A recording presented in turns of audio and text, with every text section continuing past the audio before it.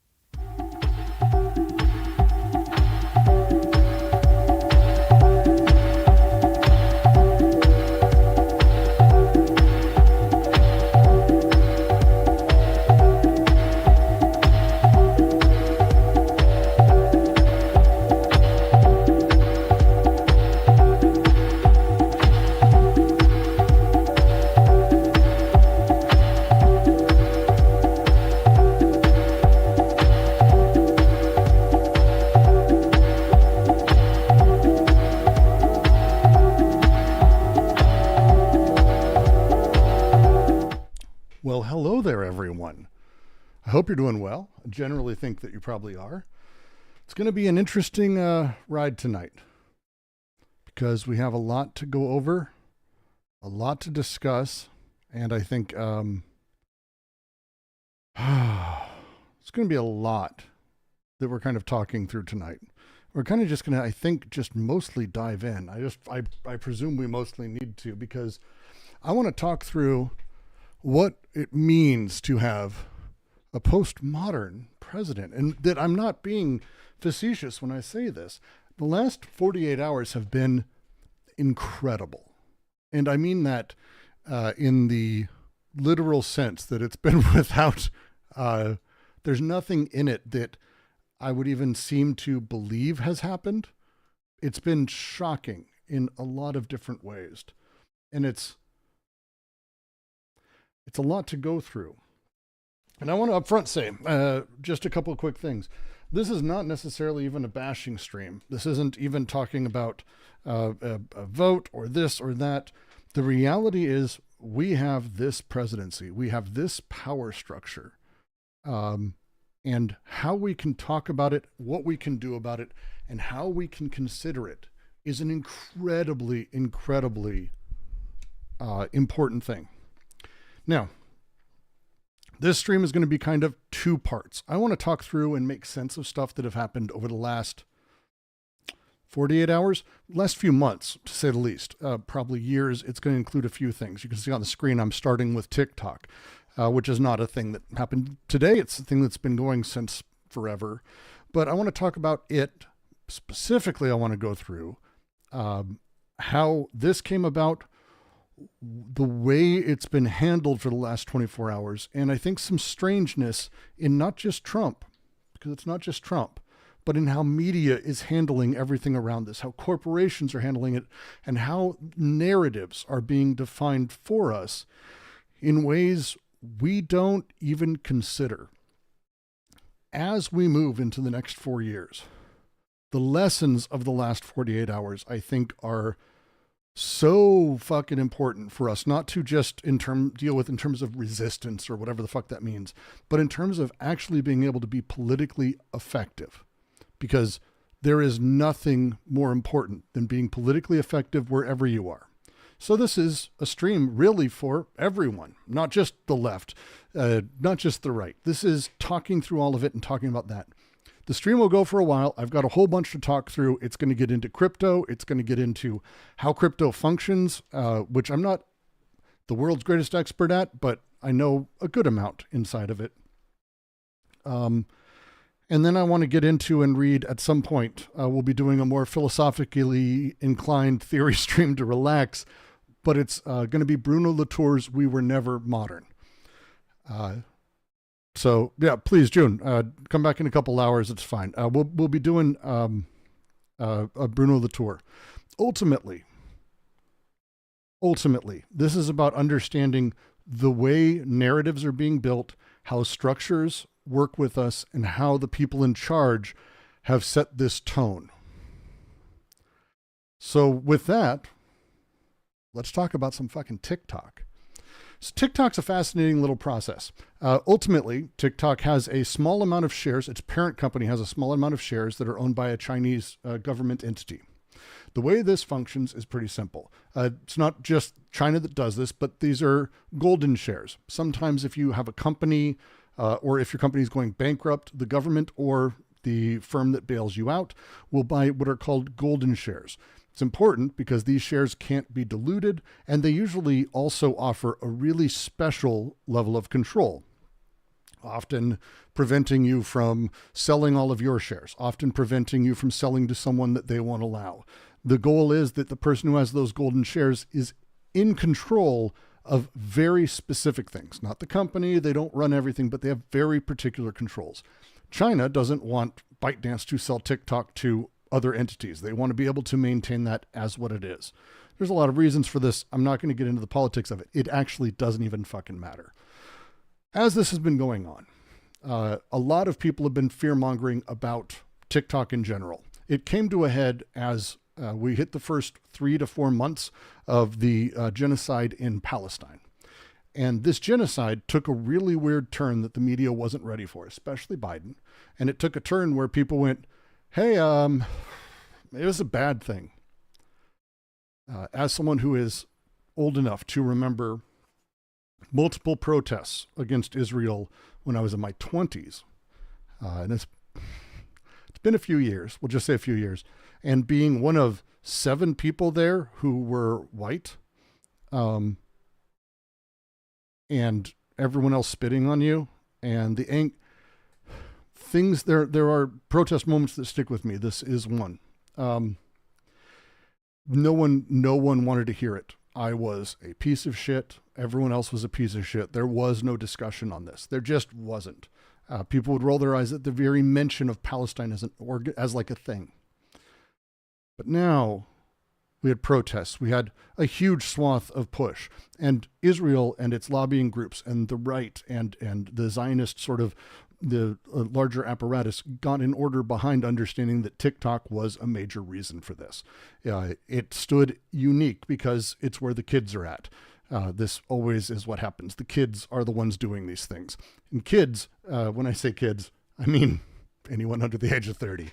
Welcome to being old. But wherever the kids are, you tend to see this push in a different kind of way.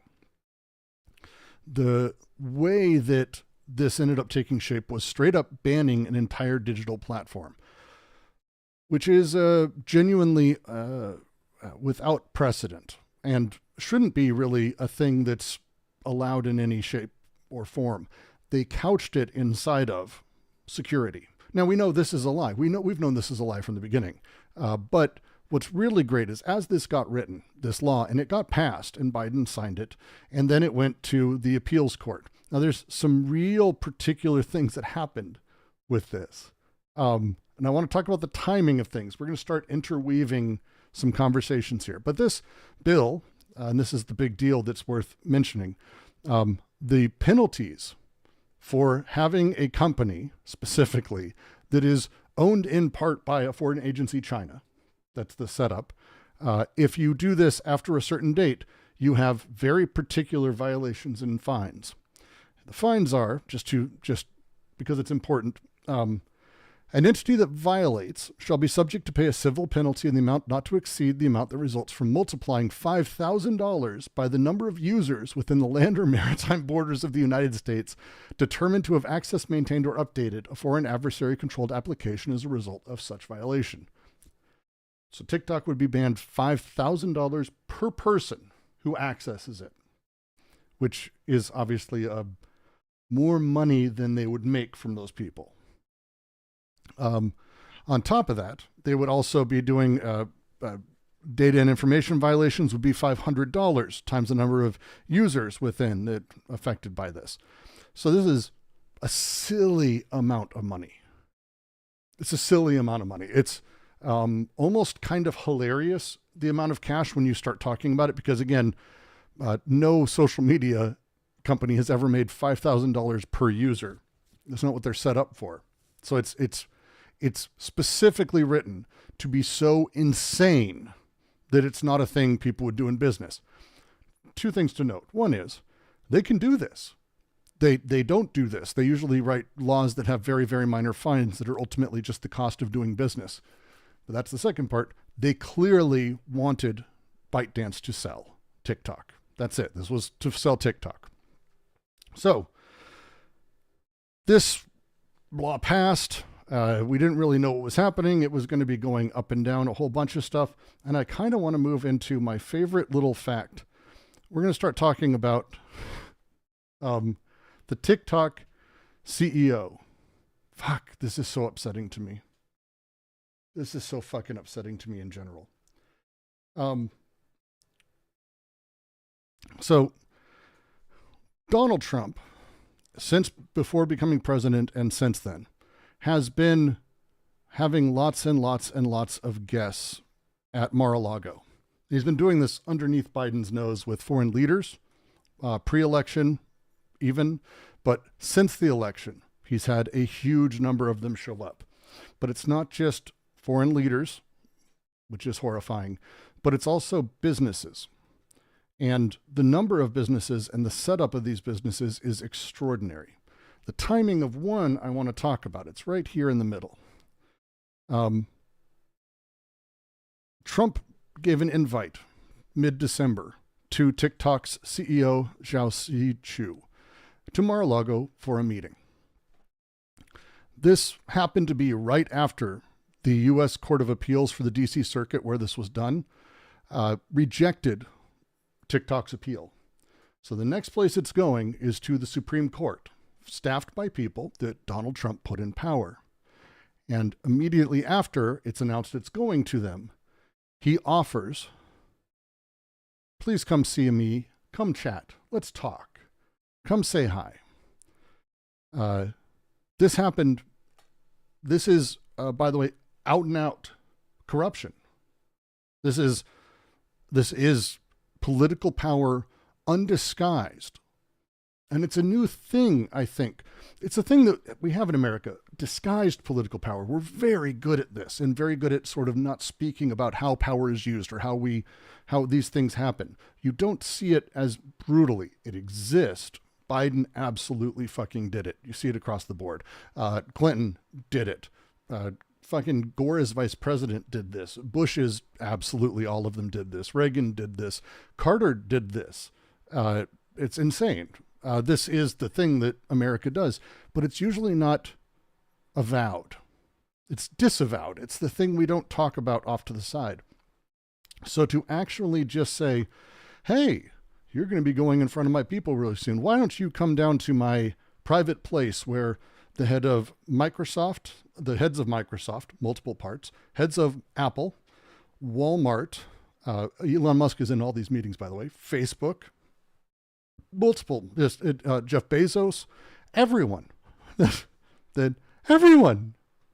everyone's going there, everyone, all these people. And he says this, why don't you come down and visit me? Now, it's important when we talk about how this timing works because this meeting happened. And this meeting, as it specifically happened, is well, we'll get to this. This is a little bit timing. So lo and behold, TikTok, sorry. TikTok decided to donate $50,000 to an inauguration party honoring influencers who helped Trump spread his campaign message. Now, that is the Trump inauguration campaign. It's a Trump inauguration campaign. That's what the $50,000 goes to, which, by the way, doesn't go to only the inauguration. It's a fun thing. It's a fun thing. It's a fun thing. It's irrelevant to this. TikTok decided to spend $50,000 on inauguration party honors for this. They basically giving a Trump fund $50,000. Now, the timing of it on the 16th, which is 3 days ago, is weird. So here's the process for things, okay? Friday, the Supreme Court upholding a law. Supreme Court says, yep, we're upholding the law that bans TikTok, which is amazing that they did that after meeting with Trump. Why would that be the case? Why would that be the case? Well, the next day, and it's worth, by the way, just mentioning with part of this, sorry, I want to make sure I get, this is so infuriating to me. It's incredible. Joe Biden, one sec. I want to make sure, where did the link go? Doesn't matter. It's fine. Joe Biden has said immediately following this announcement from the Supreme Court that he will not be enforcing outright. They released a press release. The press secretary, the White House, released a thing saying that will not be enforcing the TikTok ban, that they will not start counting days.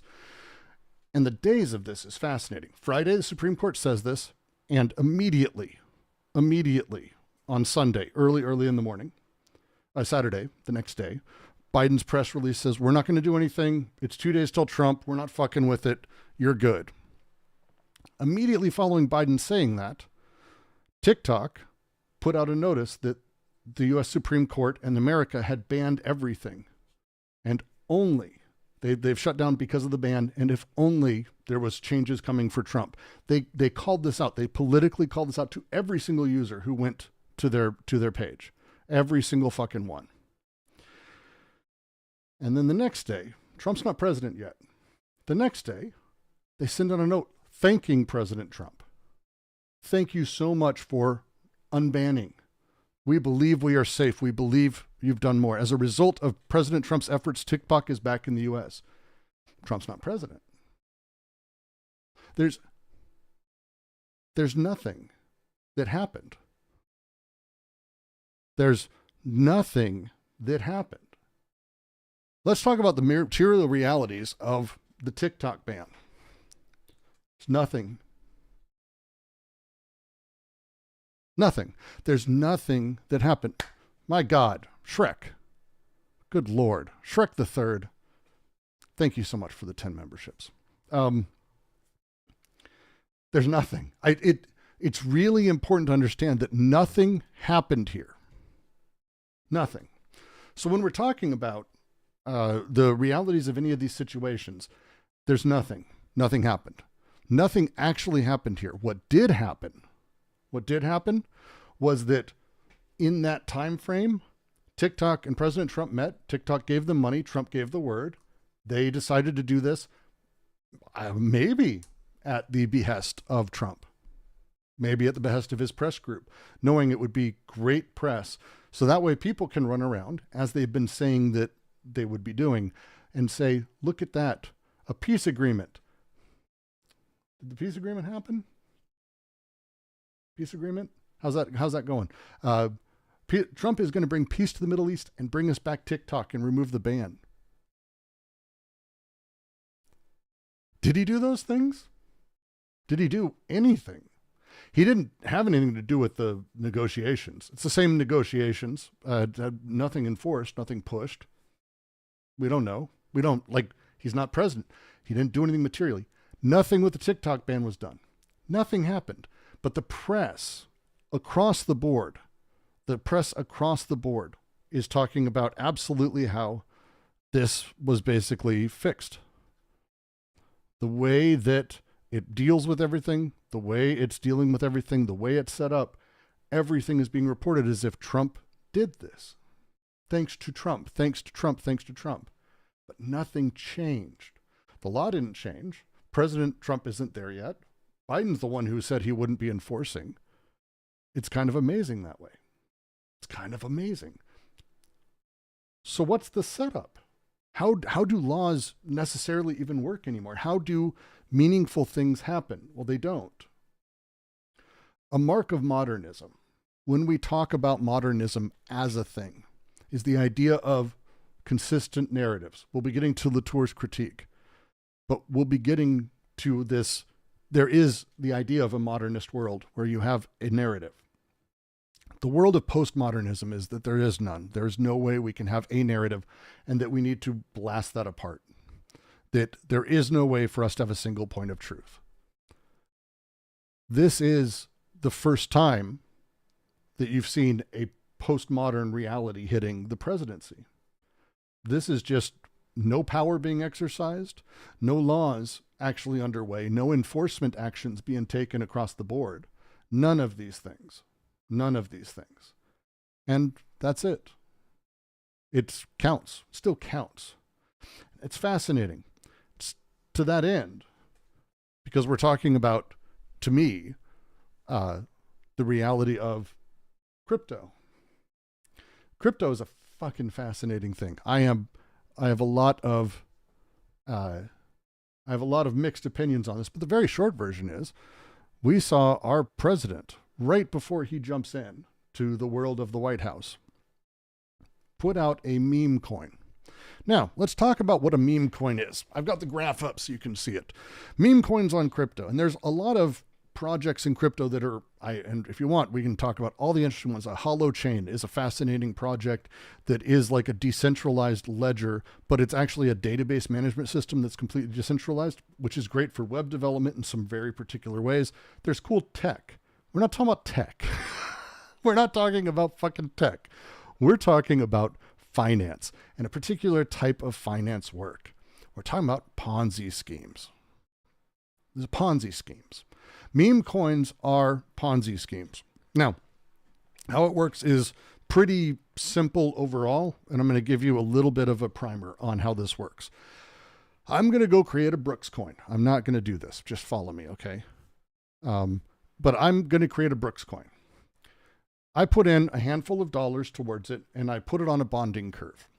What this does is it basically means that when people buy every coin, every X number of tokens on this curve, they get that price.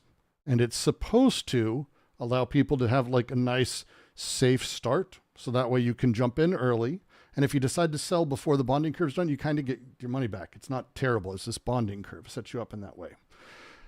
Once that's done, and the bonding curve is broken, which happens very, very fast, once that moves, it's market price only. The value of the token is only in the value of the token. It is the thing itself. This is not Ethereum where you need ETH in order to do transactions for virtual machines that exist on chain. This isn't anything. This is literally it's not even images. This isn't even NFTs, which is like, think about that for just a moment, that I'm able to say that as a thing. This isn't even NFT pictures. There's value in that ostensibly because they're pictures. This is just a meme token. That thing is insane. And Trump decided to put his out. Now, how it works, real simple, is the vast majority of meme tokens, before they're set up, you go to your friends or insiders and you say, hey, we're going to distribute X number of tokens. We're going to keep 80% for this, 5% for this, blah, blah, blah. And then you tell your friends, hey, it's going to go live at exactly midnight. Okay, so why don't you just show up and be there at exactly fucking midnight? And if they're there at midnight, they can buy during that bonding curve bit and blow a ton of money. Because if you can buy, for example, 1 million Trump coins for 1/10,000th of a cent each, which sounds like nothing, You spend $100, you do very well. Great. Because then if it's a lot, you get to keep going and you get to sell it at some point to make money. And no one's really locked in except for some people, and generally not even then. So what you do is, and what you see literally on all of these, and it's just the most horrifying thing, is you see when it launches, green bars mean the lowest price during that time, and it's set to 1 hour increments. So for every hour is a bar. Bottom of the bar is the lowest price during that time, like where it kind of started, and where it ended, the top price. It's a nice happy bit. The wicks are like the extreme version. That's why they're called candles. The wicks come in and out. And you can see people buying and going nuts as it goes from literally garbage nothing all the way up. Soon you first have their first sale. And it's kind of a wild process as a thing. And so you have this sale that starts to happen here. Goes up, sells. Everyone who has early tokens, this is when they start selling. And you kind of can't see it on the hour graph. So let's zoom out and get really fucking detailed here because it's a lot easier. Come on. Come on. It's going to take a second to load. Come on, 1 month. Just keep it going. No, no, no. No, no, no. Fuck you. Fuck you. Go back. Come on. Oh, why is this fucking me on this? I had this all set up just working so fucking perfectly too right beforehand. Come on. No, I want to go in. I want to go in. Where is the... Sorry, 1 second. 1 sec.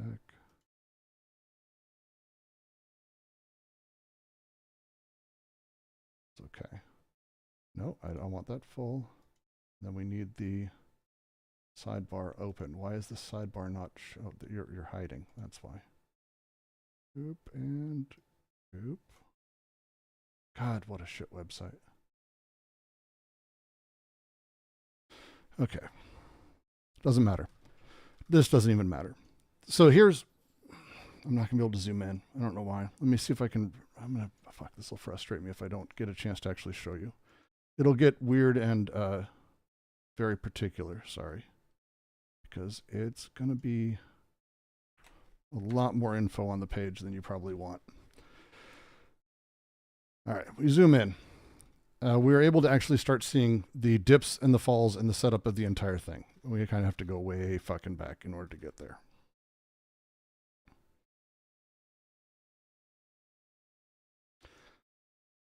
So, as I was saying, green bars means the amount bottom to top sells smallest amount in that time period and then up. And again, this is currently on 5 minutes at a time. So at 1840, it went from, it looks like 0.94 to 1.69 value, which means a ton of people bought. This red means a ton of people sold, and it went from 1.78 down to 0.92. It's a huge drop. It's a huge fucking drop. And you can start to see where these drops started to happen. And the thing about blockchain that's fascinating is you can tell, because of wallets, when these people got in, how they got in, who created it, and how it happened. And I want to talk about one particular dude who I kind of really, really like. Brian Fournier. This is Students for Trump, chair and advisor. He's been getting a lot of shit on crypto Twitter today, which is a fun thing to watch, to say the least. This is the Trump meme coin itself, Pippa. And DMart, I know a lot of credible investors and money managers are into crypto, not just Trump. I ran a crypto company for 3 years, working in completely different ways, using the tech for a back-end thing. Crypto isn't always evil. Meme coins, it's a thing. It's a complex nightmare. But it's a lot of people trying to make money and a lot of gambling addicts losing their shit. And it's very sad. This is Ryan Fournier. He is chair of Students for Trump. He is an advisor to all of it. And he is an asshole. Why do I say he's an asshole? Well, he's kind of a guy behind maybe the Trump coin. So he posted this, and I really loved this series of tweets. Staying away from crypto. I tweeted a few times today about Trump coin and a newly created coin called TikTok coin. Fuck. I had someone reach out earlier. They want to make coin support TikTok's comeback. That turned out to be a chaotic mess. Because I was scammed by said individual. I truly do apologize to everyone that was affected by putting money into that. I'm going to stay away from crypto stuff till I get a better understanding of who to trust. What he actually did is he straight up did what's called a rug pull in crypto, which is what everyone who has a Ponzi scheme does. At some point, if say everything's anonymous or if there doesn't seem to be a lot of laws being enforced, you'll just run. And the whole thing's on chain. And he has a line here that's genuinely magic. I literally sold because it was going down increasingly. I don't know who wouldn't do that. He's saying, it's one of those things that's hard for me to parse because it's so the thing.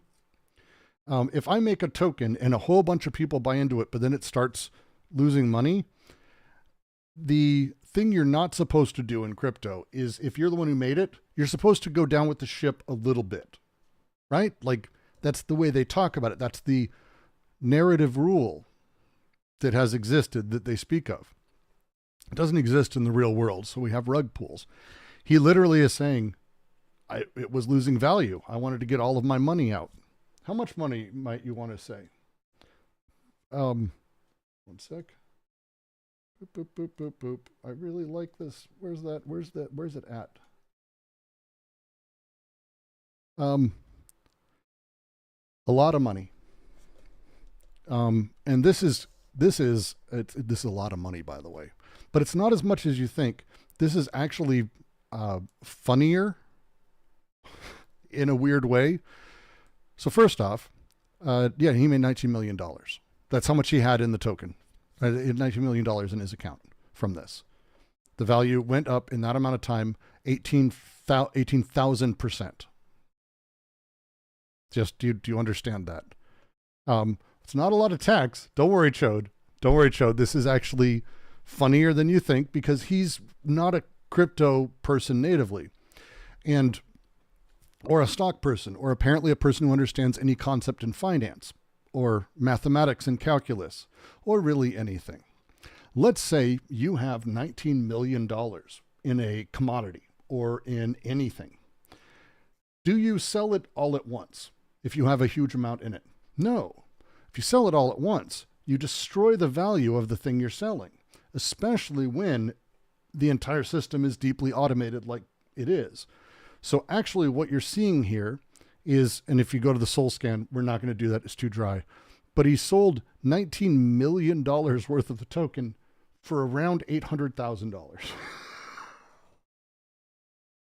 So he kind of lost $18 million, just over 18, like $18.3 million by selling it as he did because he's nuts. Yeah, lost. It's really fascinating. And there's one comment who's like, am I seeing this right? It's the one person who gets it. Guy tried to dump $19 million in one sale and only got 900K. Now, only 900K, it's a shitload of money. Do not get me wrong. It's a fucking insane amount of money to make off of a fucking meme coin. And it's really upsetting its face. But I thought some of us would enjoy that a little bit. A little bit, right? It's a little bit. But this again, this is all of it in meme coins, but it's a particular place for meme coins. To really show you this, we have to go to a website that we'll see if I get banned for having it on screen. If you haven't been to pump.fun, it actively is trying to look like a retro shitty website. The developer did an incredible job with this. Incredible job with this. It looks like this thing. This is where all of these meme coins kind of come through and get built and get put together, get sold, and it's able to sort of capture all of that. And they're all of these, every single one you're seeing on the screen are meme coins for a thing. And they're incredibly offensive, and it's awful. And it's able to keep track of all the different ones that are doing great, everything that's live, all the fun stuff. Connect your wallet, go do your thing. I wouldn't touch it with a 10-foot pole, because all of this is sort of like a weird nightmare. And I want to talk through, these are crypto people. I'm going to read something. This is the positive spin. So just as we're reading, put that filter on there and be thinking about it just as a thing. No, Ben, none of these are Ethereum. This is all on Solana, which is, I don't even want to get into discussing any of this shit, but it's another token, another platform, doesn't matter, but it's not Ethereum. It's Solana. It's a lot. So these people I'm going to be talking about, and people in here, these are people who are incredible degens, like top tier, worst of the worst or best of the best, I guess, at the same time. So let's talk through it. So the way that crypto culture is working right now, there's this really interesting lawsuit that happened. In case you missed it, we're going to read through this. This is important. There's class action lawsuit filed by Berwick Law alleges that Pump Fun flagrantly violated security laws with the launch of Peanut. Peanut was a meme coin for the squirrel in New York that was killed by the state. Peanut the squirrel. The fucking guy had that squirrel and everyone got mad because the state went, what the fuck, you have a fucking squirrel? So they made a meme coin, made a bunch of money, millions of dollars, and a whole bunch of shit. But the way that it's set up as a thing, they said, in the process, harmed thousands of investors. And these are the highlights, it's quotes from it. Inherent to its operations, this is Pump.Fun, are a novel evolution in Ponzi and pump and dump schemes. It's, as someone in the chat said, it's written, named after pump and dump schemes. It promotes these horrifying things. And any other means of pumping the token's price, hint the name. It's literally a website where people yell at each other and talk shit and do awful things. In finding jurisdictional viability in New York, quote, the defendants conduct significant business through Solana blockchain transactions processed and validated within this district, where substantial Solana network staking and validation activities occur. As someone in chat said, this is Wall Street does this. These are real brokers. People all over New York proper do this. Absolutely. The defendants avail themselves of Solana's New York-based blockchain infrastructure and development resources to conduct their meme coin offerings and transactions. It's kind of a big deal.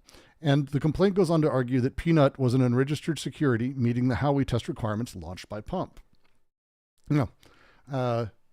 Trigger warning for fucked up. So just turn away and I will just describe it. It's not technically bannable, I don't think. But this is a token. It's called torture. My girlfriend gets tortured and teased when you spend money. We're just going to skip way past that. This is a token. It's fucked up. This is what Pump.Fun is. Right? Is shit like that everywhere. Now the case itself is likely a tougher one. Complaint is cleanly written, lays out the points well, but the horizontal commonality aspect of the Howey test is a weak spot. Courts haven't seemed particularly willing to accept communities as sufficient for forming a horizontal commonality amongst coins. The Howey test is basically is it a security? And it's a very simple set of questions that the answer, by the way, for every fucking crypto thing is yes. It doesn't matter what people say. They love to come up with new words, but they're all securities. But the thing is interesting. There are statements of control that Pump apparently has over tokens, such as Peanut, that are not obvious. It's not immediately deniable because, as LexNode pointed out, Pump.Fun is a black box. We don't know how it works. No one knows how this shit works. You're free to go in, by the way, and like dig through all of those things. You're not going to find anything. They have the ability inside of that is being claimed here to actually pump up tokens artificially. They have control over what gets forward, over what's shown, to show tokens they want to at the front, to primary and preface and privilege and a lot of other P's. This is insane. And so even this hardcore degen goes, I'm frustrated by the community's response to this. I totally understand the ambulance chaser concern. This is what they call anyone who sues anyone in crypto. But it's not what this is. Class action suits are the best mechanism with which we as consumers can use to hit back at corporations. The threat of suits like these push companies to act in their best interest. Without them, it's likely the suits many truly hate would be wildly more empowered to fuck people over. This brings us to Trump. Now, if you missed this, you're under a rock. United States President-elect, set to be inaugurated, launched an official meme coin. Within 2 days, it became a top 10 coin and the #1 meme coin. It sent Solana on a tear, moving nearly 30 to 40% up. So, the meme coin doesn't really get purchased with dollars, okay? It's on Solana. You have to buy Solana in order to have it. And so the value of Trump coin or any of these meme coins is in Solana. And Solana went up. I want to say it started before this. It was at like $70 to $80 dollars per soul. It's at 150 now or 250. It's insane. It's fucking exploded because of this. Is objectively the most intense coin launch they've seen in crypto, no doubt. A real once in a decade experience. The resounding opinion is that crime is legal, but it's not. Reading through the terms and conditions, this is the fun part of the token. We'll get to why this matters. The marketing and materials, it's apparent a great deal of work went into making these coins as bare bones and legally clean as possible. It's not a hack job coin put together by a shady entity with questionable backing. It's a Trump collectible coin launched by a known entity and left to the market's own devices. Regardless, you can expect to see questions like, why does Trump have a token? And the answer is layered. Teams can't launch company memes. It's tough to do this as a thing. He's got that ability. That people are talking about this. We'll skip through this. The launch of Trump is not immediately impactful on legislation and enforcement, but is indicative of a sentiment shift that is undeniable. But the sentiment is just as critical as the regulatory environment. Many of the supposed social goods that crypto has looked to drive, and hasn't done, the associated tokens have suffered both culturally and price-wise, as meme coins and shit coins have dominated the mindshare and volume of crypto markets. To translate, hey guys, we've talked for a long time about crypto mattering and being this really important thing and doing all of this great stuff. And now it's just money and that's it. And the answer is resoundingly, yeah, we're done. You don't have to worry about working anymore. You make money off of crime. You make money off of crime now. And Vitalik did a whole fucking thing. Doesn't matter. So here's why this is incredible to me. So a lot of people, as you saw from the guy earlier, our friend Ryan, right? Friend Ryan, who got in, and also, as someone noted, his first transaction Ryan ever made was 5 months ago when he purchased a token called Money for Criminals. Because you can't write the real world anymore as a thing. All of this. Trump's wife decided to launch a coin today. And it was really out of fucking nowhere. And it was really weird. And it was like, why the fuck is this happening? Well, to go back here, you can see that a lot of people dumped way too fucking early. You can see a huge drop here, right? This is because of Melania's coin today. Melania's coin today. When it started, you can see a bunch of people dropped early. They left. They got out. Like Ryan didn't make the money that they wanted to. These people who were insiders, we didn't make enough money. We need to do another token so we can make money off of it. And lo and behold, Melania comes along. And the Melania token is so plainly this, that it's actually making everyone in crypto laugh their asses off. I find it resoundingly hilarious. When we talk about the minute-to-minute purchases and sales, because this is, again, just today. Come on. God, this is so slow today. Boop, boop, boop. Here is our friend Melania's coin launching. And generally what you want to look for, this in the middle is amazing. These are people buying on the bonding curve. Happy day. You can literally see the bonding curve. Happy day. And then immediately selling and getting the fuck out as soon as it hits. selling all their tokens. And this volatility I watched live. It was incredible because it took 20 minutes. And by that time, everyone kind of was like, oh my God. And so they announced it. This is a signal. When you have a wick only, and that's what's here. These are wicks, the wick of the candle, as I described. This means that there were people who literally this is 1 minute range, that waited for it to hit $5 and then sold enough shares for it to drop to 216. Every time you see one of these, it means it increased lightly. This doesn't mean anything. The value stayed basically flat till here when a whole bunch of people bought, and then a fuck ton of people sold again. Bunch of people bought, fuck ton of people sold. All insiders getting out before they could. Straight up, this is the Ponzi scheme scam. This is what this is. How it works is the bonding curve goes, people are buying in, but all those people who bought in that you gave heads up to, again, pre 310, 1310, the Twitter post, I think, didn't go up until 1312. So these guys, anyone in this first 3 or 4 minutes, when people are buying valueless, they're worth almost nothing, but a huge number of them are being purchased as they make their way up. And then here, selling all of them. And every one of these is someone who just was not wanting to get screwed a second time and selling as soon as they could. I mean, because, right here, it's worth like fucking garbage, nothing. I want to say, like, it gets down to tiny amounts if we want to zoom in. Let's see how low it started, because it's fascinating. Come on, let's do 1 second. No, I don't want to zoom in back that way. Come on. Boop, boop, boop. Oh, my computer's running overdrive. I love it. Come on. This has just been an amazing day to watch this. I've been genuinely like, it's been stunning. But it doesn't matter. You can see literally the volatility and the nightmare of the whole thing. But what this shows to everyone who's in crypto, like hardcore degens, this shows actually this was all insiders selling. Wait, this is a scam. This is a scam from the start. Sirius says, are they selling all of them? Is there benefits of selling large amounts in chunks? So genuinely, there's no benefit to selling large amounts in chunks unless you're fucking terrified.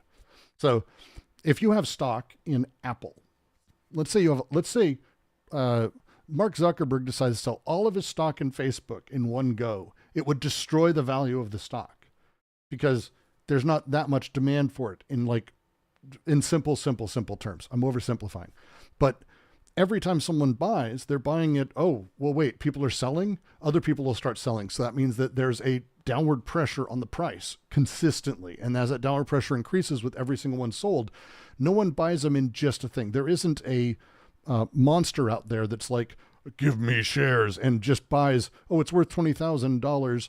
It's worth $100. I have 20,000. I get $100 per share. That's not how it works. You put up a sell order and it compares it to buy orders and it automates it.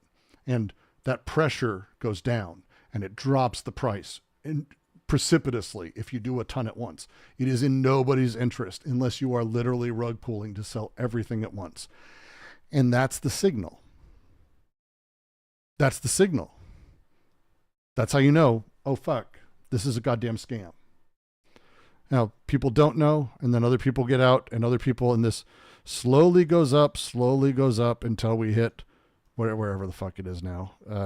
Yay, it peaked at $13. It's balancing out. But the thing that makes this really fascinating, because, again, the story told is that Trump is the crypto president. Doing this shows he's fucking not the crypto president. Shows he's not. Shows he understands what crypto is and is using it to scam. It's fascinating because right as Melania did hers, if you didn't know, Trump fucking lost a massive amount of value in his token. A fuck ton of people sold out literally at the same time. Just dumped a ton of the meme coin. All of this is a fascinating thing. We have a president who, the days before he goes in, starts a Ponzi scheme, outright just a Ponzi scheme, that anyone can give him money. He's been hosting meetings where anyone can make any off-the-table, undercover, secret offers, which is straight-up collusion, bribery of the worst kind. It's the worst kind of corruption. Hey, meet with me, and then lo and behold, Mark Zuckerberg meets with them, gives a fuck ton of money, and then makes an entire change to his platform. Bezos, fuck ton of money. There's theories around what he's getting there, but Walmart gets theirs. Everyone's getting theirs. Everyone's has these moments. Canada, he says, he's going to be destroying Canada. We're going to buy Justin Trudeau visits. Hey, we're going to be able to work it out, he says. What happened in that room? We don't know, nor will we know, because he's not the president yet, and it happened in a space that isn't recorded. Presidents are recorded all the time. That's everything. There's always tapes, always written records, everything they can. It's part of the Records Act. There's a whole bunch of rules around it, but he's not president yet, so he could get it all out of the way before he goes in. And now he goes in with a bunch of understandings. Why does this matter? Why am I going through all this? And that's a very good question, why I am. Why am I going through so much crypto shit? Because all of this is the breakdown of what I would say is the traditional order. We're seeing it being completely disrupted. The postmodernist label that has been sort of delivered to us over and over and over and over as a thing. As we're describing it and as we're talking about it, when Jordan Peterson shits on everyone for being a post-Marxist, for being a postmodernist Marxist, this is about the breakdown of rules, narratives, standards, setups, everything. And then we have a president and a conservative base who don't have any of those. He's going in with all of these things completely broken. We actually are entering a postmodern presidency for the first time. And it's kind of incredible. Not in a good way. It's horrifying. But he is straight up a postmodern president. It's 2 days. There's nothing that happened with TikTok. The Israel agreeing to a truce, we don't have any idea where that came from. They didn't. I think it was, we were doing it at kids' stream. There was nothing on anywhere that was like, Israel has agreed to this. I think finally Bibi's cabinet said we're going to be voting on it and we're going to be, but then they're changing stuff again. These things haven't settled. It was supposed to start today, but it's been talked about as though Trump got this. He did this. He made this happen. Trump saved TikTok.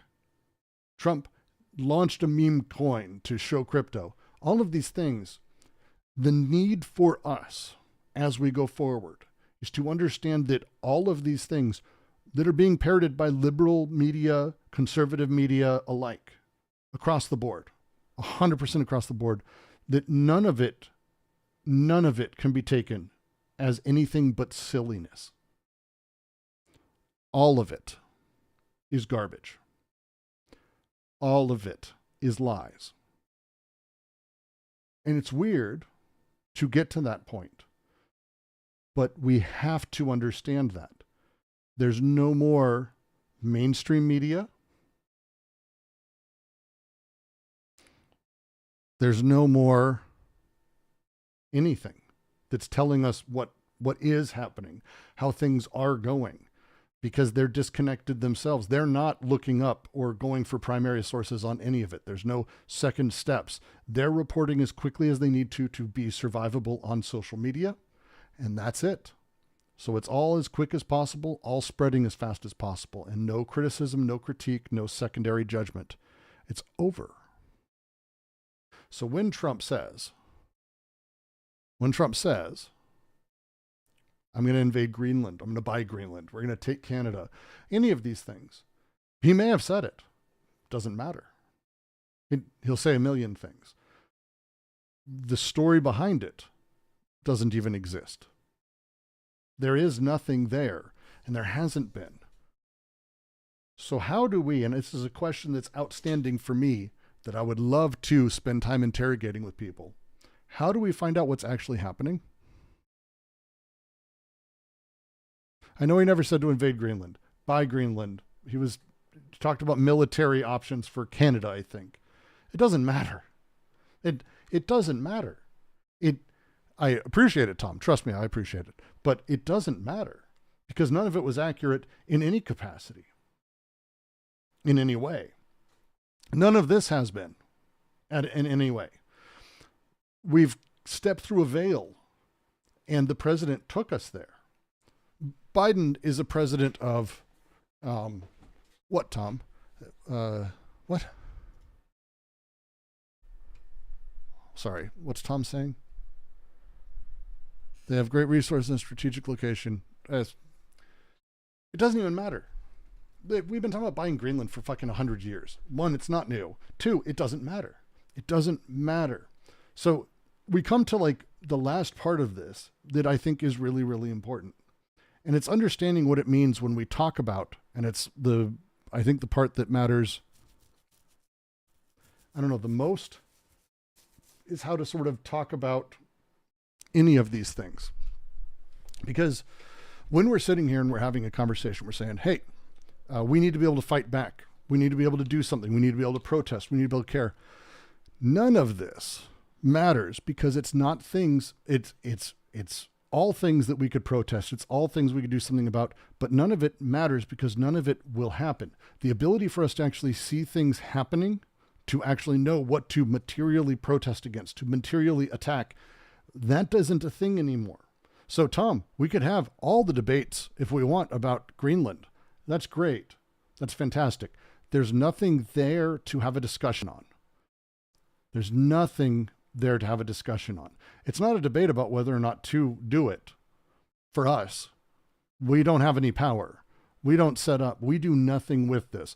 Whatever we say doesn't matter. And that includes, by the way, Republicans. Nothing matters. Whether we do it or not, we're not going to do anything about it. We're not. But it doesn't matter because it doesn't matter. Laws don't exist for us anymore. It's really fun that way. The president's actively meeting with corporate leadership in the month leading up to his presidency privately, and then taking in tens of millions of dollars from them personally that aren't bribes, and then launching a meme coin, which had tens of millions of dollars pumped into it from wholly unknown and untraceable sources. And Jimmy Carter had to sell his fucking peanut farm because that's where we've gone. Joe Biden and others had to put all their money that was not this much in trusts. All of these same discussions, the old system, the rules, the story told, which we all kind of knew was bullshit anyway. Fuck those people. It's completely obliterated. We can't fight this anymore. There's nothing there materially to fight except narratively. The 10 Commandments exist? No. I can't debate. What the fuck? The Constitution exists. No, it doesn't. The Constitution exists. What does this mean that the Constitution exists? What does any of this mean? It's going to be interpreted constantly as it needs to be for whatever's happening. This is where we get into, and it's one of the reasons I really love Rancière's piece that we read a little bit ago on Sunday's channel. That thing that is happening is facts exist. We know the words on the page. Interpretation. Well, that's the job of narratives. That's the job of the modernists. That's the job of the postmodernists now, where there is no narratives. Trump has shifted the conversation, and it's one we don't get to really argue about anymore. All of it has disappeared. All of it is meaningless. All of it is gone in a way that's really extraordinary. All the things that we used to belie and be upset about Biden or Kamala about, or the Democrats, or even Trump, that, well, you're going against this way things are done. Don't we understand that laws are a gentleman's agreement? Well, this isn't how political parties are supposed to work. This isn't how a president's supposed to be. Any of those things, gone. That's the point. That's the point. TikTok visited Trump after being invited the day after it was being put in front of the Supreme Court, announced it would be going in front of the Supreme Court that's run by Trump people. He met with them. The guy pledged $50,000 and then on the app completely made up a ban and a resurgence that Trump allowed, even though nothing changed in that 24 hours. All of this is manufactured. All of this is manufactured. And so it's a really fascinating place for us to be, because I don't actually know how to fight that. I really don't. I don't know what to do about that. It's a different place to be in general. We used to be able to go, well, I'm against this because it's there's lack of justice. We don't have this. We lack this. I want this to change. But nationally, we don't have any of those things. There's no, the presidency affects all of us at best in very, very, very minor ways. Mostly it's a tonal cultural thing nationally. When they start obliterating public sectors, which they've begun doing, these effects take time. There's a latency to it. We don't experience it immediately. If tomorrow he decided to privatize the USPS, which would be horrifying, but if he did this thing, we wouldn't see the effects of that for some time. There's a latency to the nature of dictatorships. There's a latency to the nature of hardcore bureaucracies, even in the form of what we're talking about. So him doing anything, we aren't materially going to be seeing what is actually done for some time. And that latency is going to become incredibly difficult for us to be able to, one, grasp, but two, even be able to handle, respond to, and deal with at a local level. That's an extraordinary shift versus where it was with the ability to run back up to the Supreme Court, the ability to locally throw a lawsuit in wherever you need to. All of these things have changed. All the meaning of these things have changed. The narrative is dead. And the narrative's dead because ultimately we've finally run full circle in what the internet, I think, was meant to do and kind of designed from the beginning without us knowing it. I make the comment a lot that the internet's a reactionary space, and I mean that seriously from a political standpoint, but it's also reactionary in terms of the speed with which you have to be involved constantly and how you have to constantly be reacting. It's a space of shame. It's a space of knowing. It's a space of memes and being part of memes, being aware or not, in the moment, in the minute. There is no tomorrow. It's now. And you have to know and be certain of it. A paranoiac reaction, the certainty of it, the conspiracy brain of it that exists as these things develop and as we trade in these things. The way knowledge works changes. The way that interactions work changes. The real world, outside of the digital space, disappears more and more and more. And so now, as we sit here, and the last 24 hours we've seen an extraordinary number of just flat out fabricated stories covered by everyone globally. The Trump saves the Middle East and gets a peace process in without, one side didn't even agree to it, which is insane to start pumping that up. And then at the same time to start pumping up that that Biden banned and that Trump saved, which is insane. Nothing changed in that time period. To have the meme coins launched, to do all of these things. We've got 48 hours of this is what we're in for. And this is how meaning has been generated. This is everything. And I am just astonished by it.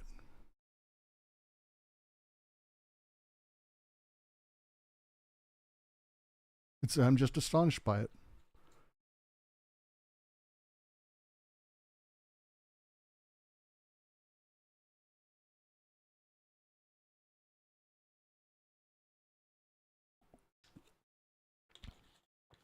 I'm just astonished by it.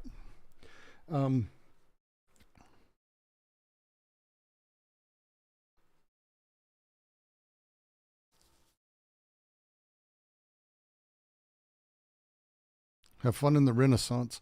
Well, that's what's actually going to be interesting. I think a lot of people who voted for Trump the first time around, and who did so as a burn the system down, I think are actually going to start getting their wish this time. They didn't the first time because Trump has no interest in this. Trump has no interest in doing this. This is the really amazing part. Trump has no interest in this, nor do any of the people around him have interest in that. But we happen to have hit this very particular point where the use of the state explicitly to make more money is basically what it's being used for. It's been the case for years, like decades. But again, avowing it and making it open and making it particular, this is the part that is very, very unique and very, very new. So as this moves, as we move into this new direction, what can we do? Well, the answer is nothing that we've done before. That's the part that I think, if there is a shiny edge to this whole thing, whatever you've done to protest, to silently scream on Twitter, to mock people, to upvote something, to like a thing, digital action in general is going to be useless in this new world we're moving into. Not just in the last 48 hours have we seen just an astonishing amount of bullshit and lies that are spewed on every single channel, every single thing, website, newspaper website, news website, whatever, as if it was, verbatim truth. But on top of it, the AI revolution, as it's going, is flooding now Reddit as well with an astonishing amount of garbage posts. So you're not going to be able to trust anything you come to. The internet is going to stop being useful. And as all of this clusters, you can do the easy thing. It's actually really easy. Get involved in local politics. I mean, I keep screaming about this, but the local politics that you have, the people in your neighborhood, in your city, city council people, town council people, wherever you happen to live, the localier, the betterier, do that. This puts you in that position because nationally, there is nothing anymore. I want to talk about one very specific guy who's amazing. Kevin O'Leary. Do you know who Kevin O'Leary is? I think most of you probably have an idea of who Kevin O'Leary is. He's this guy, this bald piece of shit from Shark Tank. He's great. And when I say great, I mean awful. He's just a generally awful human being. But what makes him great is because he is, I think, the symbol of this next shift. I do.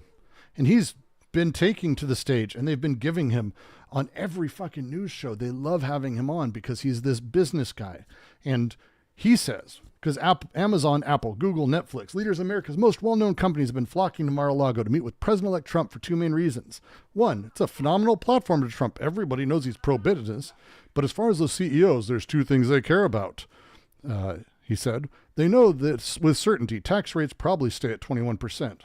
But the other thing is deregulation and freedom of speech on social media. Yeah, that's a thing. He didn't say this shit 6 months ago or a year ago. He says whatever he fucking needs to. He sucks. Now, what's hilarious and just across the board is that he's saying these are the reasons. And it's just a huge load of shit. Kevin O'Leary doesn't know how to run a business. He really doesn't. He's not a business person. He's not even a shark. Why, Brooks? Why would you say that? Well, if you actually know Kevin O'Leary's history, if you knew anyone who happened to be, in the education software space or came from it, they hate him. Broderbund Software, if you know people who worked there, they fucking hate him. Why? Well, what is his business experience? Well, born in Montreal, O'Leary had ambitions of being a photographer and studied an MBA. After business school, he set up a television production company that produced shows. By 1983, O'Leary saw emerging software as potential, formed Soft Key software products in the basement of his Toronto home, convincing computer companies to bundle his software into their products. It's worth noting, his software was not his. It's great. He's great. Kevin O'Leary's great. We'll get there. SoftKey moved to Boston and focused on the booming field of educational software by not really developing anything. By 93, it was trading on NASDAQ, had revenues of $110 million and a loss of $57 million. The company grew by making a string of acquisitions. The most prominent takeover was TLC. Yes, TLC, the learning company. Yeah, it's a big deal. Prior to that, TLC hired Center for Financial Research and Analysis, a forensic accounting firm, to examine their financials. CIFRA alleged that SoftKey may have overstated its earnings by bundling general and administrative costs into write-offs. CIFRA was also unhappy with SoftKey's decision to fire its auditor, Arthur Anderson, after the accounting firm found deficiencies in the company's internal controls. When you fire an internal auditing company you've hired because they say you're not doing the right thing, that's a red flag. CIFRA noted SoftKey's audit committee holds several questionable members, including the CEO, as well as an outside member associated with two public companies charged with financial improprieties, and another member who's a paid consultant to the company. And yet, TLC did it. They did this. They had 3,000 employees. It was the biggest educational software company in the world. This is what Kevin O'Leary did. He made this trade up. But The SEC filings show that TLC suffered net losses of $376 million in 96, $500 million in 97, $105 in 98, et cetera, a $1.1 billion deficit by 98. So what did Kevin do? The same thing he did before. He went to Mattel, and Mattel made a takeover bid for TLC without doing diligence. Desperate to reverse a steep slide in Mattel's price. O'Leary, you should fucking come do this. We'll combine it. It'll be amazing. Because TLC was seen, according to software industry analyst Sean McGowan, as a well-known house of cards burdened with tired brands. This included a huge number. Do you like Carmen Sandiego? Did you like Carmen Sandiego at one point? That's what this dude did. He ruined all of these things, destroyed it. They ended up purchasing TLC for $4 billion. $4 billion. Again, they didn't have money. They didn't have money. O'Leary took over as president of Mattel's new TLC digital division. And weeks after the sale, Cifra produced a report on Mattel claiming TLC was experiencing collapsing revenue. In the third quarter of 99, Mattel's expected profits of $50 million from TLC division instead was a loss of $105. Basically, he sold them a turkey. He didn't do anything. He meme coined. He did this shit we're seeing. And then, of course, they fired him. 6 months into a 3-year contract, happily paid him out. And Mattel's CEO was forced out too. They just completely destroyed Mattel as a company. It was incredible. The story of all of that is amazing. Kevin O'Leary sucks. He sucks. But he's good at it in this very particular way. He knows how to play the narrative. He knows how to play many narratives at once and continue to go with it and step over anything that may be disadvantageous. He is postmodern. This is postmodernism. It's kind of amazing when we talk about it. All these people, Tom in chat, postmodern. And it's because a lot of them accuse us weirdos who like Deleuze and other things. You guys are postmodern. No, as a thing. Deleuze isn't postmodernism isn't this. And it's a particular idea that sort of comes from Frederick Jameson about how culture functions, but it's not, you're not a postmodernist. That's not how that works. It's like calling you a video gamist. Like, it's just a thing that exists in culture. This is how we get together. It's not a thing. It's postmodernist.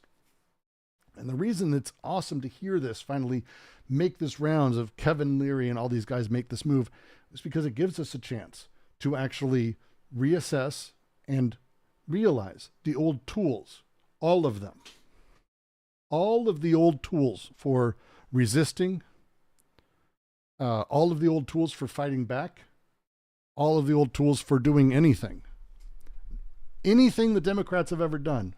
Already we knew it wasn't effective, but now we know it doesn't even have a fucking corollary. There's nothing to attack for the Democratic Party. Not as it exists now, not as they've done it, and not how they've handled themselves the entirety of my lifetime. The Green Party also out the fucking door. There is nothing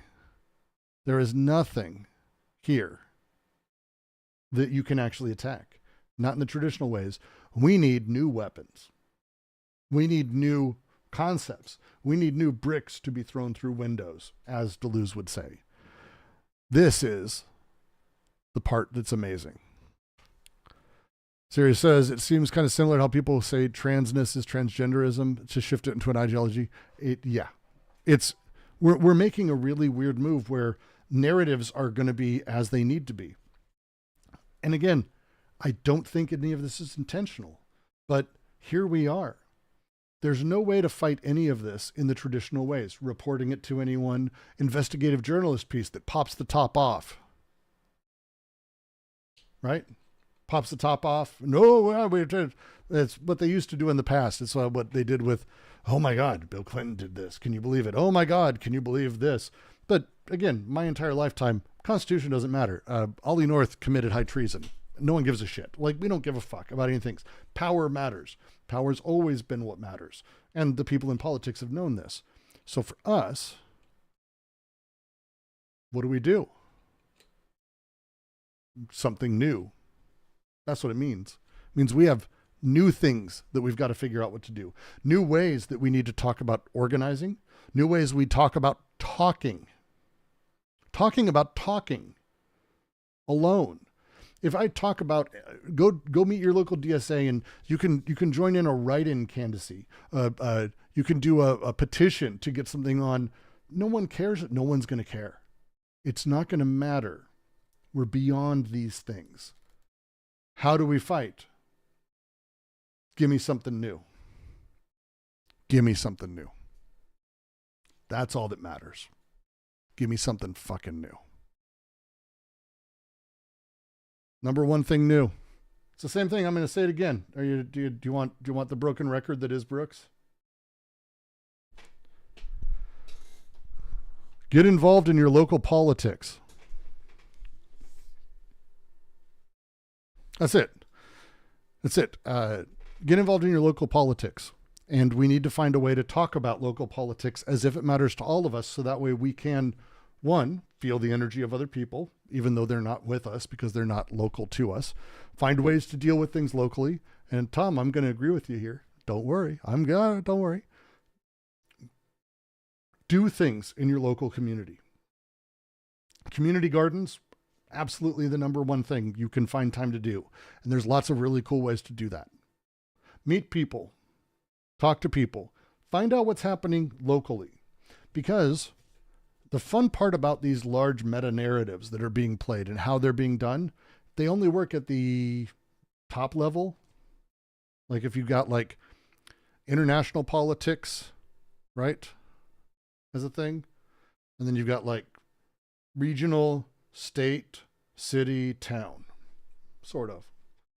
But international politics, it's all a mess. It's fucked. We're fucked. But locally, you can't break those apart. I know where I live. I know that we need this bridge fixed. I know that we have this going in. I know we have this zoning law. And those laws are the things that do get enforced at the local level. They actually really do get enforced.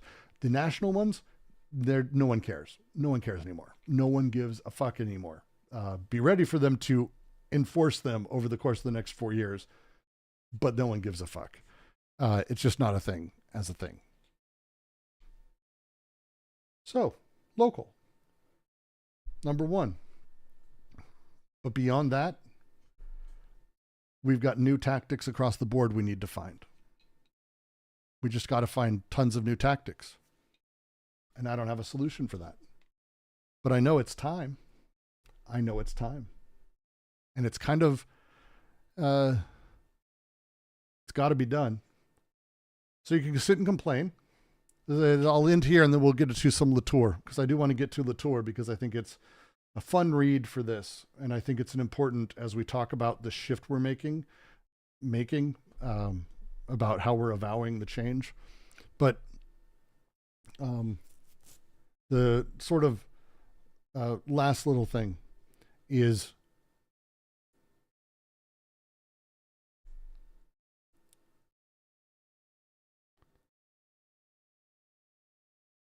when we're talking about what the next few steps are going to be and the next things that are going to happen, the ability for you to be angry about what Trump's doing is going to be presumed.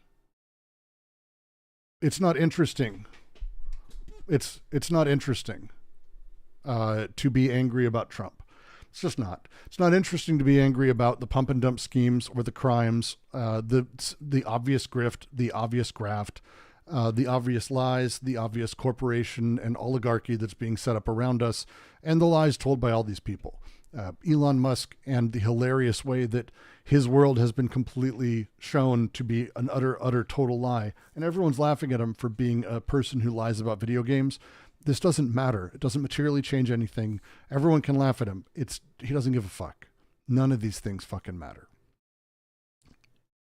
Empowering you to be angry, as social media will be doing, and you will feel powerful with, responding by adding a down thumb, fuck this guy, adding comments, fuck this guy, whatever you do, all of that, have fun. It is ways of capturing your actual power or energy you could be putting elsewhere. That's all that's happening, and it will do nothing.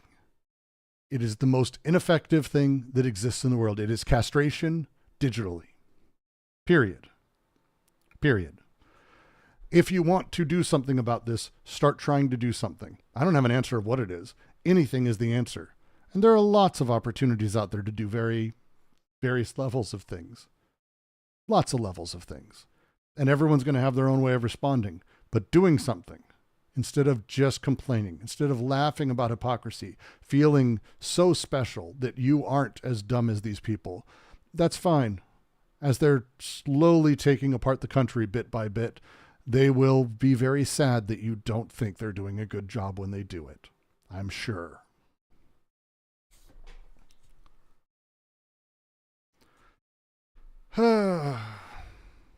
Ressentiment's a really awful thing. I have a video on it on the channel. I highly, highly, highly suggest watching it. I think it's a concept that needs to be understood very, very strongly by not just the left or the right, but by anyone who's involved in politics, because it is the formation of American politics as a thing. You exist, and this is for everyone watching this. I don't give a fuck which side of the aisle you think you're on or not the aisle. It doesn't matter. Really anywhere in the world, but really Americans for sure. Your lack of power in this world is building into resentment within you. You resent power. You resent those in power, and the way you react to it is that. And they give you forms to fill out for it.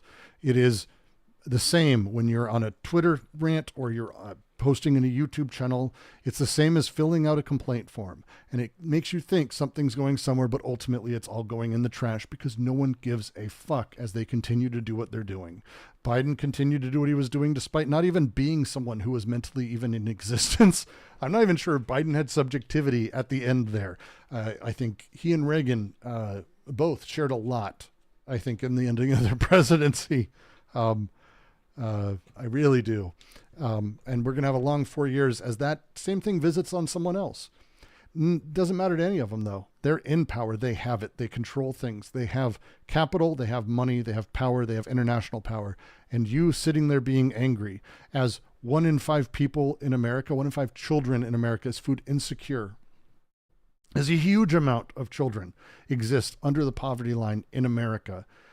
This is the reality of the situation we are in. The poverty stats are over the line and wild. I don't give a fuck who's responsible for it. It doesn't matter. These people are all shit. They're all shit. And they've all been making it worse and worse and worse. My entire life, no one's made it better. No one. Because all we have left is the ability to complain. But complaints don't matter when you don't know what to complain about. What is anyone going to complain about in a postmodern time? What is there? There's nothing. You can bitch about the meme coin. No one cares. It's literally going into the ether and no one cares. And I know everyone I've talked to, they feel it. They're feeling it for the first time. I can't even complain about this. It's so fucking over the line. You watch someone like CoffeeZilla, who's been generally an apolitical person, but he's been really big on scams and all this. The bigger YouTubers and content creators are just like, I just feel like this is so on the other level. I can't even complain about it because it doesn't matter. Power is being exercised in brutal ways right now. And it's great for you. It is. It's terrifying. We don't have comfort anymore. The illusion that was there of us being in a world where we could make changes and where my voice on Twitter was one of many. It was the same as a vote in an election.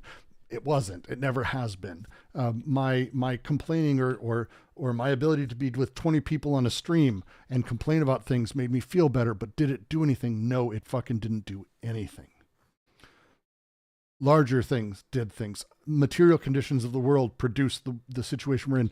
But now we don't have that comfort. Now we see all of the lies, and it's everyone seeing it. It's the Republicans too. So again, anyone who voted for Trump who thinks he isn't a grifter at this point, like, it's fine. Just admit he's a grifter and we can start talking about ways that we can fix things, or continue to just be whatever narrative you feel like you want to be a part of. That's fine. It's great. It doesn't really matter because enough people are going to start seeing, oh shit, wait, what the fuck? This is breaking. It's breaking. It's breaking. And it's going to be hilarious. And finally, we have a chance to do something new. And a new political movement's exactly what we need. It's exactly what we've needed. Because the old Democrats or Republicans thing, that hasn't been relevant, I would say, since 2008. Like, Barack Obama was a fucking Republican. He was black, so he couldn't be a Republican. That's really the limitation there. Biden was a fucking Republican. The center-right, they're all center-right. The idea of politics in America has been deeply limited, basically, for the last 60 to 70 years. So, it had to break some point. Now we're here. Yeah, see, even Tom knows. See, it's why I appreciate people like Tom, who are just like, yeah, he's a showman. He's a grifter of sorts. We harness his narcissism for some good. That is where we got to. The reality of people who are what they might call postmodern, we might call postmodern, is they understand that it's about power. They understand that. They actually believe in Foucault more than Foucault even believed in fucking Foucault. And they go, everything's power, down to everything. Fuck narratives, fuck this guy. It doesn't even matter what he says he is. And somehow the left, the Democrats, the center, were mesmerized by this idea of, but don't you understand? But don't you understand he's not? Don't you understand he's not? And they're like, no, we know, but he's going to do the things we want done, so who gives a shit? And that's it. That's it. So we have an opportunity now to understand that this is the case, to understand that things have collapsed in this way, to understand that things are broken in this way, and that how we talk about it from here needs to be one of understanding power, how power moves, and what power does. And it's not a narrative, and there's no historical precedent, so here's how this has always worked. This is understanding now. Here is how things are going, and here's what things do. And it's the only opportunity we have to actually turn things. I don't see another direction. I'm open. If anyone's got one, I'm open. But I don't see it. Not in the same way. Not in the same way at all. I find it terrifying.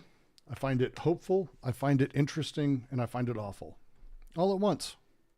Because I've been doing political things I care about for, as long as I can remember. I've been politically caring about things long enough to, I was a junior Republican in like second grade. Like, I've been around, I've cared about things, I've wanted to care about things. But that's not how it works. That's not how it works. None of that matters anymore. We finally have a chance to write new rules because the other side has obliterated all of them. Other side obliterated all of them.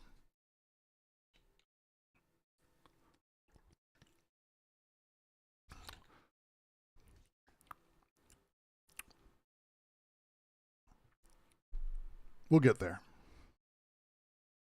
Or not. But you, hopelessness can be a thing. I don't doubt that you're hopeless. I empathize with that. I empathize greatly with that. I understand. I happen to be in a really odd position as a white cis dude or whatever the fuck you want to call me. All these things. That's great. But all the tools we've used have fallen apart. There's no scaffolding for us to climb back up on. There's no legal framework that matters anymore. We have someone who's worth $500 billion sitting with someone who isn't worth as much, but also is supposedly a billionaire, probably from this meme coin actually became the billionaire. Fake it till you make it. Works out, it turns out. And the two of them are deciding things. If you haven't seen, there's a great tweet I want to make sure I get to. One sec, I want to make sure I found it first because it's kind of hilarious. What a long day. What a long day. What What a long fucking couple days, right? But I want to make sure I get this one right because it made me laugh. Because Elon has been talking about being part of this Doge bullshit thing, right? Like this. So for those who don't know, Trump put Elon and his idiot friend. One sec. Where is it? Oh my God. This could frustrate me. This is why I don't live stream very often. One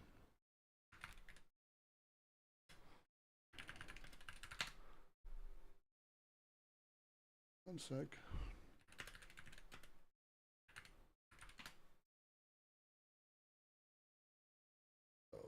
Vivek, our friend Vivek, if you don't know. Vivek has been removed. Vivek, one sec. I want to make sure I get this right because it's a great moment. Vivek has left Doge because of how he's not getting along with fuck.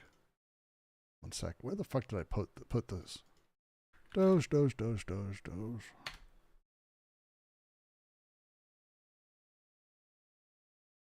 Yeah, here. Let me grab the link. All right. I know, riveting, I'm sure.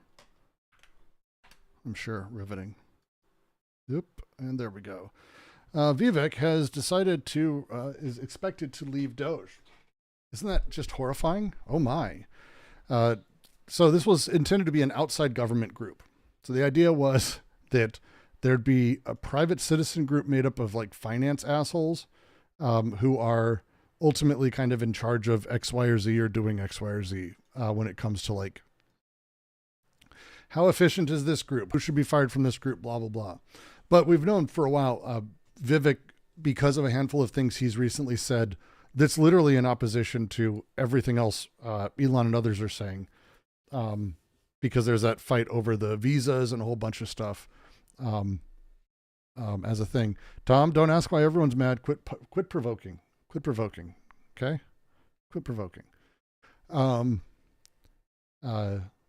The fascinating thing is they have this line here. Vivek is worn out his welcome as a thing.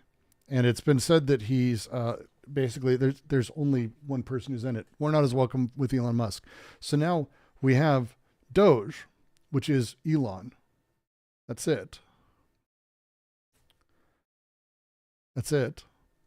And Trump and his mysterious black box at Mar-a-Lago meeting with all of the heads of multiple states, all of them. I can't imagine any he didn't meet with, given all the ones we know he did. All the major heads of major global companies, including oil, gas, everyone, all in the 3 months leading up to his setup. And they're talking. And Elon has charge of the largest social platform that he controls, Twitter, and he can weaponize it at any point. He's already shown, handful of YouTubers have shown really, really nicely that Elon has fully weaponized it with bots, completely artificially building a platform in a very particular direction, using it as a weapon and threatening unsitting congressmen who haven't even been sworn in yet, that if they don't get in line, they're going to be destroyed by Twitter. He's threatening people with this communications platform that ostensibly was a public good or public square, which is hilarious, built for free speech, has $500 million and is basically getting more and more and more. And Trump doing the same thing now with the Dogecoin and all this. This is the takeover of our country by the oligarchs. And it's not even like a debatable thing. The fun part is Republicans and people who've been denying this, and then it happens like literally in front of them. And it's a really, again, narrative. Do I want to sit and, don't you guys get it? Ha, ha, ha, ha. It's like, no, it doesn't matter. It doesn't matter. Their hypocrisy, none of that matters. The stories, none of that matters because none of it matters. It's the first postmodern president. It's amazing. I didn't think, I won't name the book, but Tara Abados wrote, I think, a stunning book on Trump's first 4 years, and the way that race shifted in our country. I can't name it, but it's a phenomenal book on how race and Trump sort of interacted. I would highly, highly recommend it. If you want to, read any of those things or take a read, it's fantastic. But I think for us, that's the setup. We need new tools. We need new tools to fight this. I don't even know how to have a discussion around this or do things. I'm fascinated. I am fascinated. Ms. Dixon, just came in. I was having a convo with a work colleague ranging about Trump. I just said it's breaking. Narcissists are breaking it in front of us. They have no idea what they're doing. The next decade will be the opportunity. Will we seize it? Probably not. That is a very easy way to put what I said very shortly. Thanks for making me look foolish. Well done. But that's it. This is it. This is the chance. And it is a chance to not fight people, to not go against a side or deal with those grand narratives that they want us to have, that they're demanding we have, even though there's no meaning in it. There's no meaning in Republican or Democrat anymore. There's not. There's fucking not. There's nothing. None of this matters because it's all breaking down. It's all breaking down. That stuff, I think there's stuff for us to talk about. What do we do when things are broken? I keep using the term, and I keep saying it's hilarious. I suffer from severe PTSD and have for 20 some years now, 25 years to be exact, I think. Yeah, 26 years going on. Jesus, fuck. And one of the things, excessive trauma, serious acute trauma, sharp trauma does is it forces you to completely re-understand how the world works. It breaks the ability for you to grasp sort of a lot of things. It takes a lot of therapy and a lot of work to sort of make your way back from doing deeply self-destructive and not understanding things and all that. Medication helps, all that fun stuff, right? But helps. But when things are broken, the only way you can fix them is not to rebuild them. The only way you can fix them is to build something new.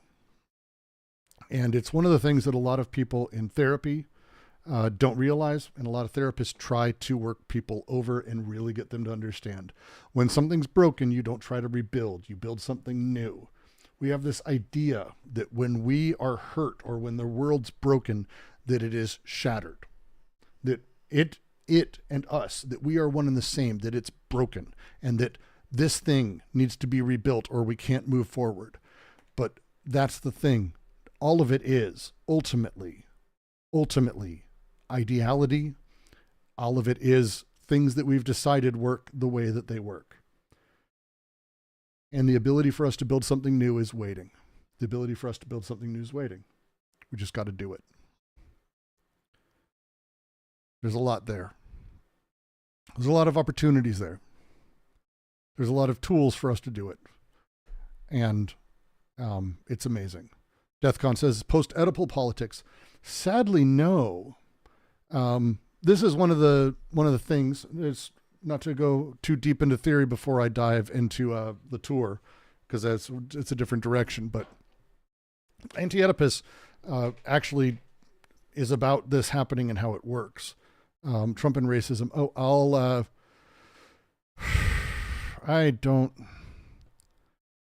I will type out the author.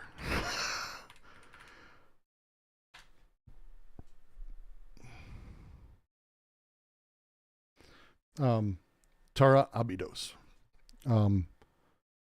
PhD. The foreword is by Masumi. It's an excellent book.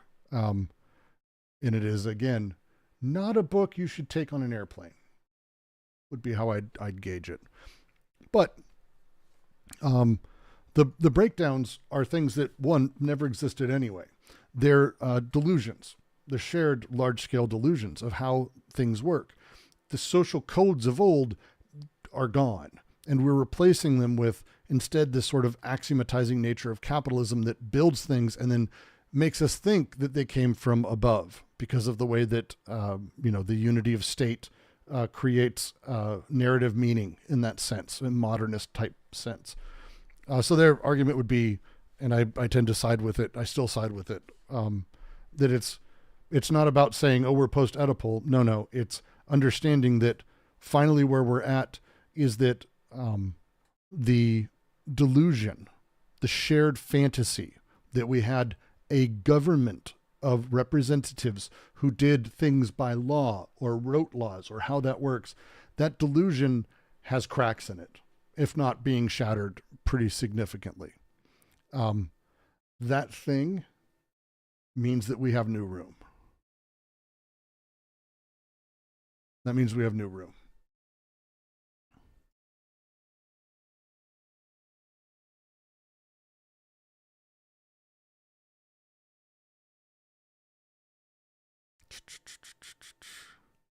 Let's see.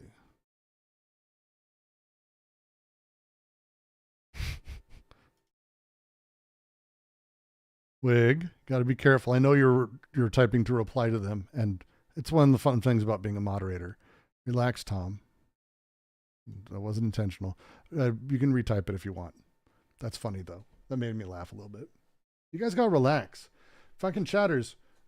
Anyone here who knows it has been around for me and whatever, like, this is not a thing to get upset about. It's the more upset you get. First off, Trump didn't do any of this shit to you. It's horrifying in the sense of what he's done with the meme coin. Awful. It's awful how he's selling things to corporations and putting them in power and letting them do whatever they want and bending them. Sure, all of this stuff, if you want to use that. But also, is he doing any of those things? Like, the reality is Trump is a deeply invested person in the world of capital, and capital is a space of the status quo and the reification of power, flatly. So even though we can start seeing how it's breaking, that's not how their world works.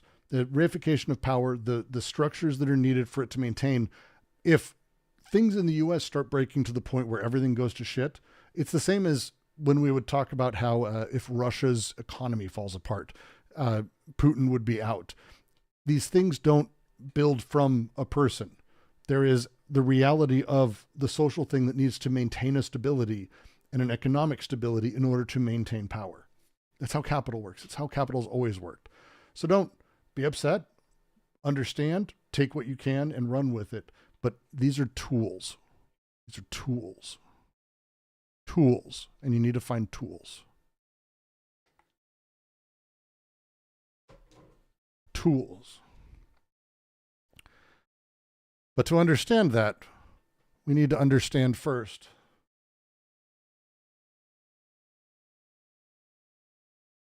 our friend Bruno Latours wrote a wonderful book. And the core critique, and we can talk about sort of the core critique of his book at large, although I think there's a lot that sort of is there. But the basic idea of everything that he writes inside of it. I'm sorry, I'm trying to look through chat also. But we have an idea of, we're in postmodern times. This is thanks to the way that we've talked ever since. We had this lovely book called What is Postmodernism? The Logic of Late Stage Capitalism. Came out in the late 80s that sort of put this stake in the ground. But what does it mean to be modern is a better question. It's not that, we've entered postmodernity. It's what the fuck is modernism? How does this work? Like, how do we get to this point where we say we are modern? And Latours is like, yeah, no, actually, no, we've never been modern. In fact, modernity is a really fucked up, weird paradox for us to pretend that we have, that ultimately the way that modernism is sort of built is through a series of weird purifications of the world, of politics, of the citizenry, of separating things out, segregating things in order to get us to a very particular spot where we can say there is modernity. But again, we want to put ourselves in a position almost after it. It's a really fucked up sort of thing. So when we talk about postmodernity or modernity, when I do, not when Jordan Peterson does it, it's because because benzos ate his brains. and he's really, really dumb now, and it's sad. But when people like that say postmodern or whatever, postmodern Marxist, all this, ignore, because they're not useful. Those aren't useful tools. That's postmodern. They're postmodern. That's what he's doing. So toss it out. We don't give a fuck about any of that stuff. Instead, move forward and let's talk about what does it mean to be a modern? A modern. Modernity comes in as many versions as there are thinkers or journalists, yet all its definitions point in one way or another to the passage of time. The adjective modern designates a new regime, an acceleration, a rupture, a revolution in time. When the word modern, modernization, or modernity appears, we are defining, by contrast, an archaic and stable past. Furthermore, the word is always being thrown into the middle of a fight, in a quarrel where there are winners and losers, ancients and moderns. Modern is thus doubly asymmetrical. It designates a break in the regular passage of time, and it designates a combat in which there are victors and vanquished. If so many of our contemporaries are reluctant to use this adjective today, if we qualify it with prepositions, it is because we feel less confident in our ability to maintain that double asymmetry. We can no longer point to time's irreversible arrow, nor can we award a prize to the winners. In the countless quarrels between ancients and moderns, the former come out winners as often as the latter now, and nothing allows us to say whether revolutions finish off the old regimes or bring them to fruition. Hence the skepticism that is oddly called postmodern, even though it does not know whether or not it is capable of taking over for the moderns. Fucking love Latours. Latours so good. Latours so good. There's the upfront here I want to kind of double down on and talk about for a moment, because it's when we're talking about the modernity, the modern world, by invoking that, we're presuming a pre-modern, an archaic, an old world. And there is a shift and a break that we're placing into it. We're actually creating in time without defining it, because that's the really fun part of it. But we get to say there's this break in time. There's victors and vanquished. Modernity won. We are modern. The ancients lost. We do this. Modern man doesn't do that. Modern man, you'll hear that shit a lot. Men of today, this is that fucking problem. And this challenge with talking about things in this way has a lot of issues with it, obviously on its face, that I've already mentioned. But even worse, we have postmoderns, which is stupid. Again, Latours, Deleuze, all these fucking postmodernism isn't like a philosophy. Fuck, I hate when people did this. It's like the worst thing that people pretend like postmodernism is like a thing. At best, it's an art movement. And even then, I wouldn't even say Pomo is an art movement. There's subgenres of that. But as he says, to go back a few steps, we have to rethink the definition of modernity, interpret the symptom of postmodernity, and understand why we are no longer committed heart and soul to the double task of domination and emancipation. To make a place for the networks of sciences and technologies, do we really have to move heaven and earth? Yes, exactly. The heavens and the earth. The hypothesis of this essay is that the word modern designates two sets of entirely different practices which must remain distinct if they are to be effective, but have recently begun to be confused. And recently is 40 years ago. It's okay. Join me in this. 20 years ago, I think. Not now, but we'll see how this is all coming together. It's kind of amazing. The first set of practices, by translation, creates mixtures between entirely new types of beings, hybrids of nature and culture. The second, by purification, creates two entirely distinct ontological zones, that of human beings on one hand and non-humans on the other. Without the first set, the practices of purification would be fruitless and pointless. Without the second, the work of translation would be slowed down, limited, or ruled out. The first set corresponds to what I have called networks, the second to what I shall call the modern critical stance. The first, for example, would link in one continuous chain the chemistry of the upper atmosphere, scientific and industrial strategies, preoccupations of head of states, the anxiety of ecologists, and so on. The second would establish a partition between a natural world that has always been there, a society with predictable and stable interests and stakes, and a discourse that is independent of both reference and society. This is the purification and translation dichotomy he's bringing up. Is everyone following that? Translation and purification as the two. Good? Excellent. So long as we consider these two practices of translation and purification separately, we are truly modern. That is, we willingly subscribe to the critical project, even though that project is developed only through the proliferation of hybrids down below. As soon as we direct our attention simultaneously to the work of purification and the work of hybridization, we immediately stop being wholly modern, and our future begins to change. The hybridization and the networks of things are where we start seeing the shifts coming and the intertwining of the way that the modern world works with us. At the same time, we stop having been modern because we became retrospectively aware the two sets of practices have always already been at work in the historical period ending. Our past begins to change. Finally, if we have never been modern, at least in the way criticism tells the story, the tortuous relations that we have maintained with other nature cultures would also be transformed. Relativism, domination, imperialism, false consciousness, syncretism, all the problems that anthropologists summarize under the loose expression of the Great Divide, modern and pre-modern, would be explained differently, thereby modifying comparative anthropology. What is the link? What link is there between the work of translation or mediation and that of purification? This is a question on which I should shed light. My hypothesis, which remains crude, is that the second has made the first possible. The more we forbid ourselves to conceive of hybrids, the more possible the interbreeding becomes. The hybrids and the setup sort of as he's playing through that, we'll get through. Don't worry, it's a lot, but it's a really particular setup. We'll get through all this, don't worry. I just want to finish this paragraph and then do it. The more we forbid ourselves to conceive of hybrids, the more possible their interbreeding becomes. Such is the paradox of moderns, which the exceptional situation in which we find ourselves today allows us to finally grasp. The second question has to do with pre-moderns, with the other types of cultures. My hypothesis, again too simple, is that by devoting themselves to conceiving of hybrids, the other cultures have excluded their proliferation. It is this disparity that would explain the great divide between them, all the other cultures and us, Westerners, and would make it possible finally to solve an insoluble problem of relativism.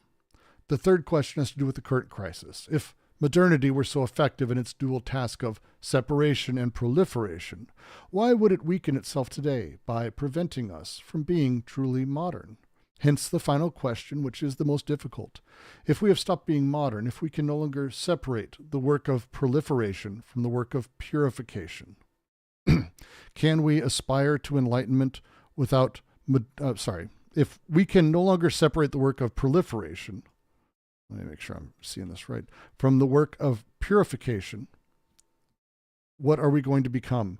Can we aspire to enlightenment without modernity? My hypothesis, which like the previous is too coarse, is that we're going to have to slow down, reorient and regulate the proliferation of monsters by representing their existence officially. Will a different democracy become necessary, a democracy extended to things? To answer these questions, I shall have to sort out pre-moderns, moderns, and even postmoderns. Now let's talk through some of his terminology here. There's a lot said. There's a lot said by Latours here, and it's the biggest number one thing to understand when we start talking about stuff is the non-human component. This is one of the things that is, to him, incredibly, incredibly important to all of this. Non-human nature and human culture. This is the first dichotomy that exists in modernism. It's a purification. We separate and segregate the non-human, machines, tools, shit around us, houses, TVs, trees, fucking anything else. Non-humans nature, right? And humans culture. separation. This purifies. The modern man is aware of this. The modern man understands the separation. The modern man, right? Does this making sense? The modern man separates these things out. We don't. We don't actually, but this is the first separation, purification. And then we have the second dichotomy, which is purification to translation, where we have the separation of the two, but also in modernity, translation, where those things go back together. And we have a hybridization of networks, as he talks about, where right now I am using this microphone in a complex constellation of shit in order to talk to you, and you have your own complex constellation of shit. It's hybrid networks of human and non-human. It's not purified anymore. We're kind of on the other sort of science side of this thing, I think would be the way to put it. It's important to understand that as he's talking about it, we don't separate these things. They can't be separate. The modern world tries to create these categories: culture, nature. As an example, this is the work of purification, as he says. So we have like nature and society. We have subject object, which is more traditional philosophical thing. And as we do this, we create hybrids. Now, hybrids are things like climate change. Climate change is a hybrid because climate change is not nature or culture. It's kind of all of it, like bleh, meshed up, right? Genetic modification as a thing. Even AI, you could argue, is a hybridization. It's the hybrid. It's the creation of that. But these things aren't two separate processes being made hybrid. That's the thing. It's the very act of purifying and separating man out from nature created these things almost. Oh, if we understood intelligence, well, we could make an artificial intelligence. We'd be able to separate ourselves from our nature. The separation itself, the purification, creates the hybridization. Okay? Frankenstein would be actually, as a thing, Frankenstein crops, it's a genetically modified food, spot fucking on. It's a perfect example. And so when you're modern, the modern world does this. We have purification, but in that act of purification where we differentiate, we actually translate into new hybridizations, which is kind of a hilarious process to Latours. And it's what he's laying out here when he talks about it. This setup, this play, is the weird part of what modernism is. And if you're aware of it, you break. You break from it. You can't know this and be modern. You're also not postmodern. Like, when you see that these things are all just like dichotomies, it's a different category. And so that's like the shift. And it's the non-modern, I think, is going to be the direction of the phrasing. In French, it's a little bit different, but non-modern is, I think, the wording that we're going to be heading down. So that's the setup of what we're talking about with modernity. And this is a big deal because when we start talking about the work of translation or purification, culture versus nature, our laws as maybe a good example of this. Well, wait, we have our laws and we understand how it works. And we'll get to literally, we're going to get to the Constitution in a minute. Don't worry, everyone.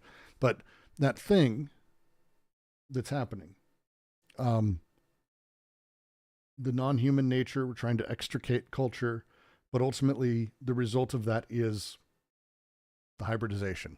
These things can't be pulled apart. That's the idea. And this setup is where we're starting. Is everyone following as a thing? Surely houses are human culture. Sure. But they're not, because are beaver dams beaver culture? Or do we call them nature?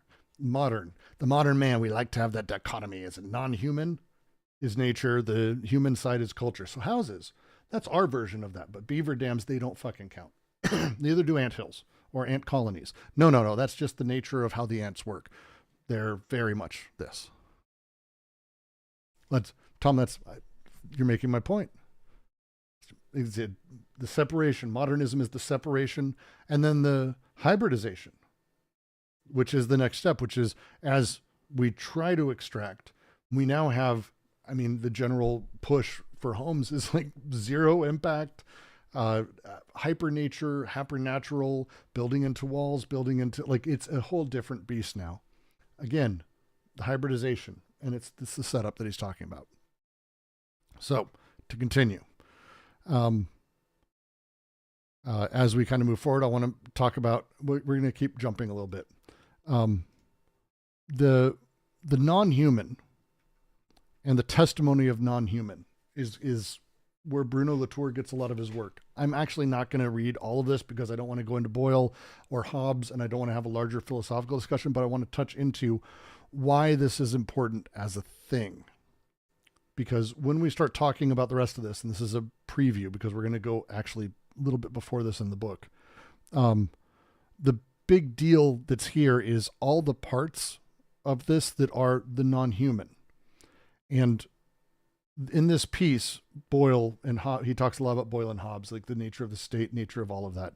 But there's a really strange shift that began changing, where the witnesses of all of these things and everything were human.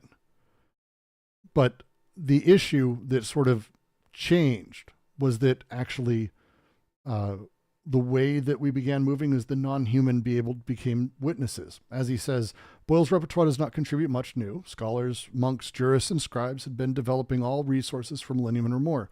What's new, however, is their point of application. Earlier, witnesses had always been human or divine, never non-human. The texts had been written by men or inspired by God. This is religious texts and laws written by God, especially during this odd period of like 14 to 16 to 1700. The law courts had seen countless human and divine trials come and go, never affairs that called into question the behavior of non-humans in a laboratory transformed into a court of justice.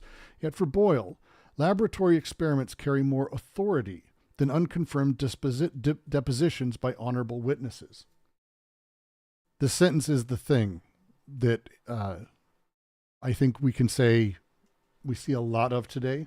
The expert, the human expert, sure, talking about the things that happened inside of the lab where they did the tests. So the witness of a DNA test, the DNA doesn't match. That's not a human witness. It's a non-human witness. The DNA, which is in a series of tests in this larger interaction, is now a witness to crime or an implication of crime. That shift is completely different. That's new. The non-human is part of our world in that way. We don't talk of it that way, but we do this. So when we talk about, laboratory experiments carry more authority than unconfirmed depositions by honorable witnesses, we see this today. If you haven't been on a jury trial recently, I did a drunk driving one. It was the last jury trial I was on that was significant of any sort. And the guy was found passed out in his car, vomiting on himself at 3 a.m. I have a feeling he was probably drunk. But he introduced a blood test later that proved he wasn't. That was silly on its face. But that was a witness. The non-human was a witness. This is what Latours means and I mean when we're talking in this thing by the non-human. It is a Hobbesian thing. Yes, DEFCON, exactly. So these are the things he's playing against themselves. Tom, if you haven't seen Hundreds of Beavers, you should. It's fantastic.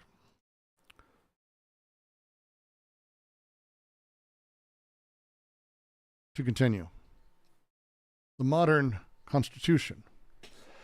Modernity has often defined itself in terms of humanism, either as a way of saluting the birth of man or as a way of announcing his death.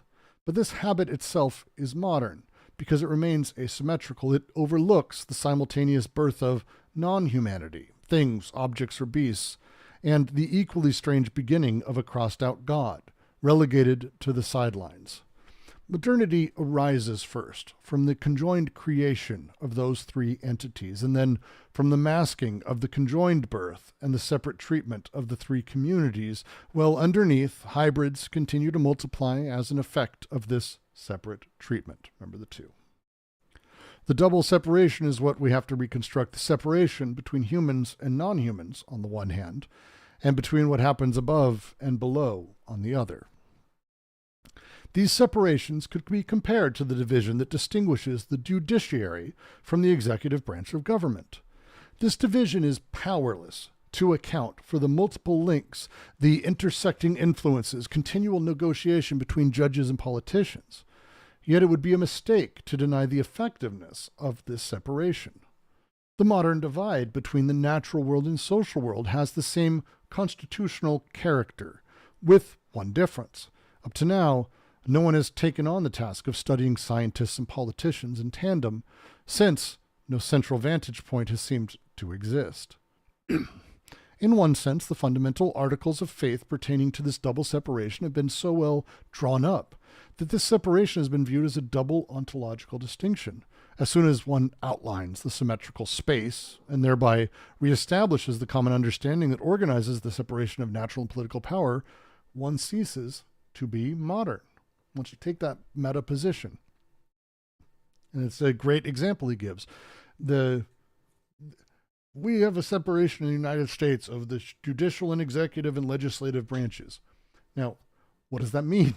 No, it's a thing. It's a thing. Like, there's no way you can't say that there isn't a separation, even in the Trump era. There's something there. It's not just a malleable single unit. It's not a single power position. But that doesn't actually get across all of the weird ways that there are overlaps and groupings and odd influences that are being seen back and forth and back and forth and back and forth. That's not a thing. Doesn't really cover that. This is still that same setup when we talk about the natural and social world. There is a divide that seemingly we can notice, but actually it doesn't account for all of those influences, all those issues, all those things. And as soon as you've done that, as soon as you've actually taken account of that and audited such a thing, well, you fucking did it. You've stepped out of being modern. How can we possibly be modern if we're aware? If we're doing the thing that measures the thing out to see if we're modern, by definition, we can't be modern. Paradoxical reality there. The common text that defines this understanding and this separation is called a constitution, as when we talk about amendments to the American Constitution. Who is drafting such a text?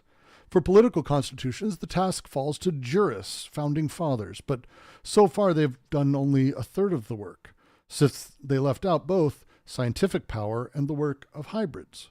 For the nature of things, it is the scientist's task, but they've done only another third of the work, since they've pretended to forget about political power. They've denied that hybrids had any role to play, even as they multiply them. For the work of translation, writing the Constitution is the task of those who study strange networks that I have outlined above, but science students have fulfilled only half of their contract, since they do not explain the work of purification carried out above them and accounts for the proliferation of hybrids. So, who is to write the full Constitution? As far as foreign collectives are concerned, anthropology has been pretty good at tackling everything at once. In fact, as we've seen, every ethnologist is capable of including within a single monograph the definition of forces in play, the distribution of powers among human beings, gods, and non-humans, the procedures for reaching agreements, the connection between religion and power, ancestors, cosmology, property rights, plant and animal taxonomies. The ethnologist will certainly not write 3 separate books, one dealing with knowledge, another with power, another with practices.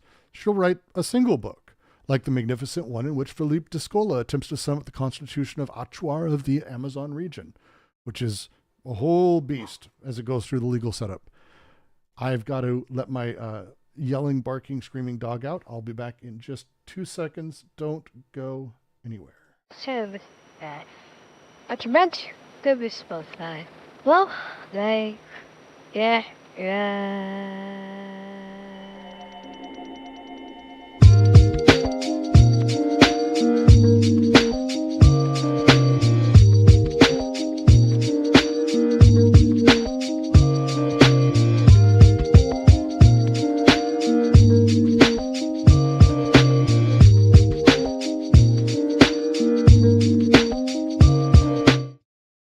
Told you not to go anywhere.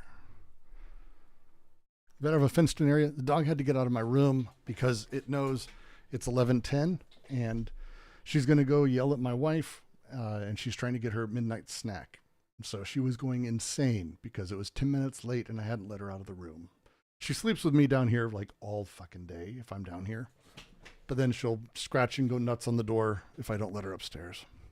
That dog. She literally looks like the emoji dog, by the way, on YouTube.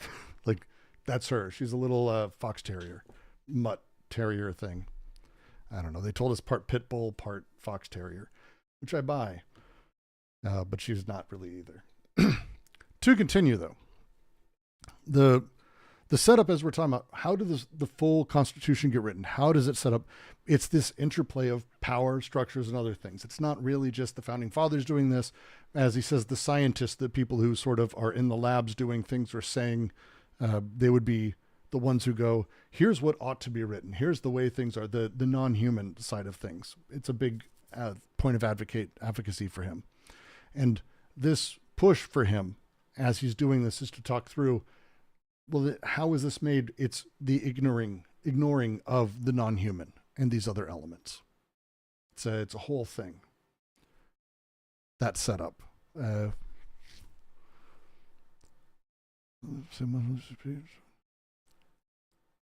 delays or bugs. I'm just reading. I don't know how you got on the non sequitur either.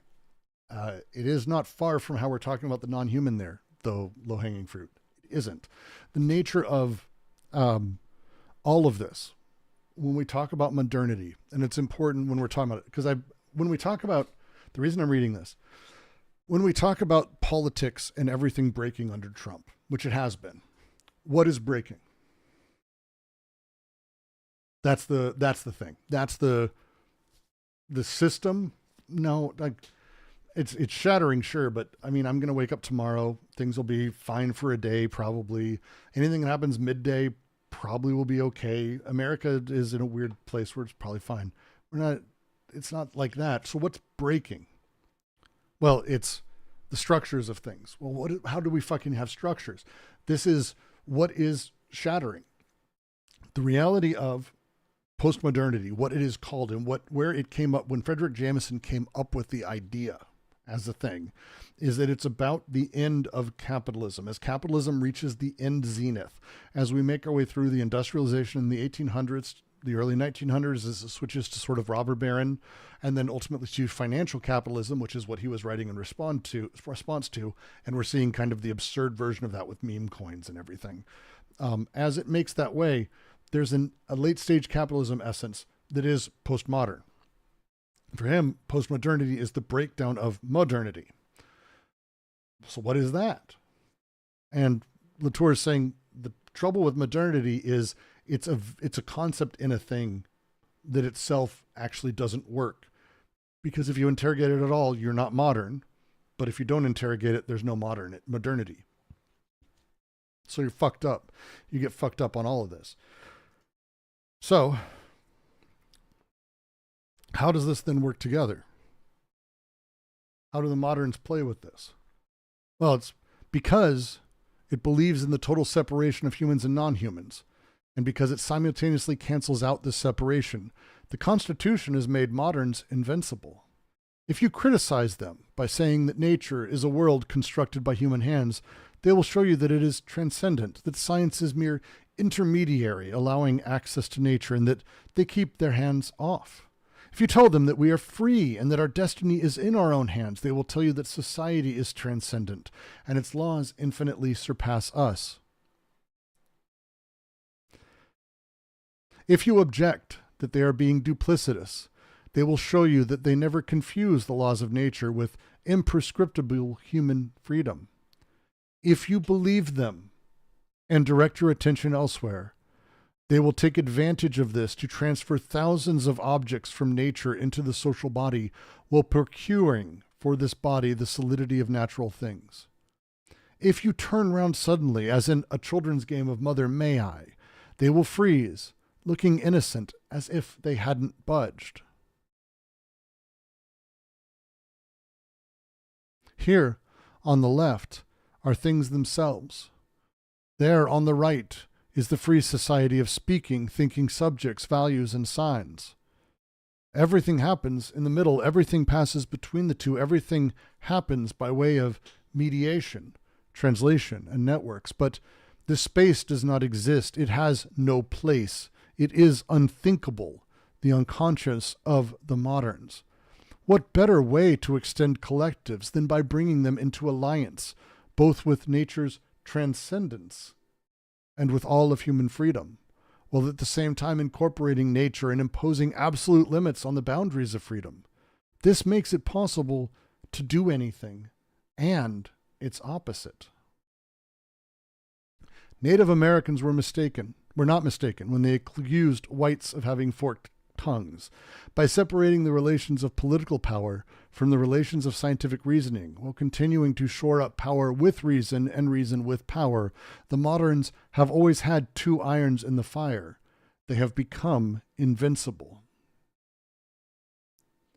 You see why I wanted to read this now? You think that thunder is a divinity? The modern critique will show that it is generated by mere physical mechanisms that have no influence over the progress of human affairs. You are stuck in the traditional economy? The modern critique will show you that physical mechanisms can upset the progress of human affairs by mobilizing huge productive forces. You think the spirits of the ancestors hold you forever hostage to their laws? The modern critique will show you that you are hostage to yourselves, and the spiritual world is your own too human construction. You then think that you can do everything and develop your society as you see fit. The modern critique will show you that the iron laws of society and economics are much more inflexible than that of your ancestors. You are indignant that the world is being mechanized. The modern critique will tell you about the creator God, to whom everything belongs and who gave man everything. You are indignant that society is secular. The modern critique will show you that spirituality is thereby liberated and that a holy spiritual religion is far superior. You call yourself religious? The modern critique will have a hearty laugh at your expense. How could other cultures have resisted? They became pre-modern by contrast. They could have stood up against the transcendent nature or immanent nature or society made by human hands, or transcendent society, or a remote God, an intimate God, but how could they resist the combination of all six? Or rather, they might have resisted if the six resources of the modern critique had been visible together in a single operation such as I am retracing today. But they seemed to be separate, in conflict with one another, bleeding incompatible branches of government, each one appealing to different foundations. What is more, all these critical resources of purification were contradicted at once by the practice of mediation, yet that contradiction had no influence whatsoever, either on the diversity of the sources of power or on their hidden unity. Such a superiority, such an originality made the moderns think they were free from the ultimate restrictions that might limit their expansion century after century, colonial empire after colonial empire, the poor pre-modern collectives accused of making a horrible mishmash of things and humans, objects and signs, while their accusers finally separated them totally, to remix them at once on a scale unknown until now, as the moderns also extended this great divide in time after extending it in space. They felt themselves absolutely free to give up following the ridiculous constraints of the past, which required them to take into account the delicate web of relations between things and people. But at the same time, they were taking into account many more things and many, many more people. You cannot even accuse them of being non-believers. If you tell them they are atheists, they will speak to you of an all-powerful God who is infinitely remote in the great beyond. If you say this crossed-out God is something of a foreigner, they will tell you he speaks in the privacy of the heart, that despite their sciences and their politics, they've never stopped being moral and devout. If you express astonishment at religion that has no influence either on the way the world goes or on the direction of society, they will tell you that it sits in judgment on both. If you ask to read those judgments, they will object that religion infinitely surpasses science and politics and does not allow influence on them, or that religion is a social construct, or the effect of neurons. What will you tell them then? They hold all the sources of power, all the critical possibilities. They displace them from case to case with such rapidity, they'll never be caught red-handed. Yes, unquestionably, they have been, they have almost been, they have believed they were invincible. That's why I wanted to read this piece. This is the position we're at now.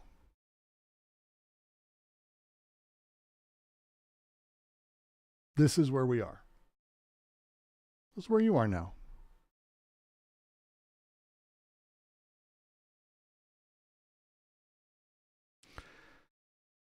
And I'm going to continue.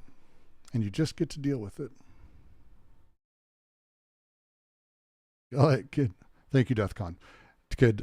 Sounds like the Zizek atheists are the most Christian, but without the dialectical treatment. They're believers without believing. It's a fascinating.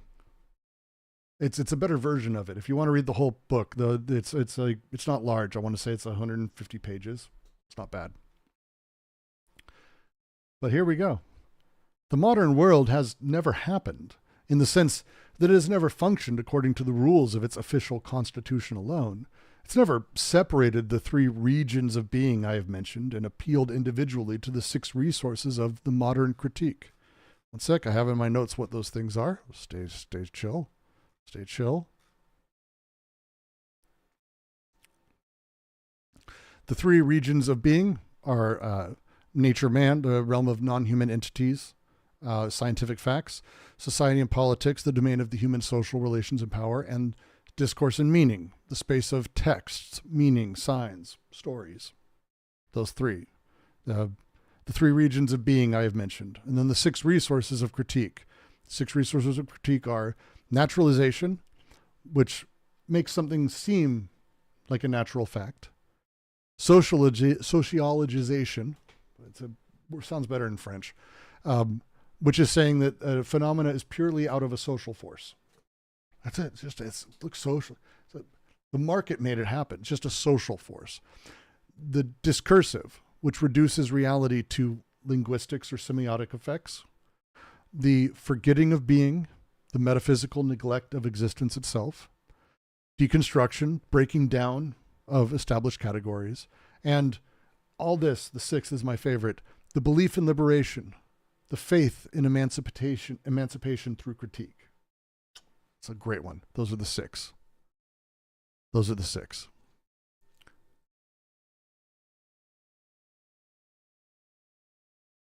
Yeah, the auto subtitles are doing their best.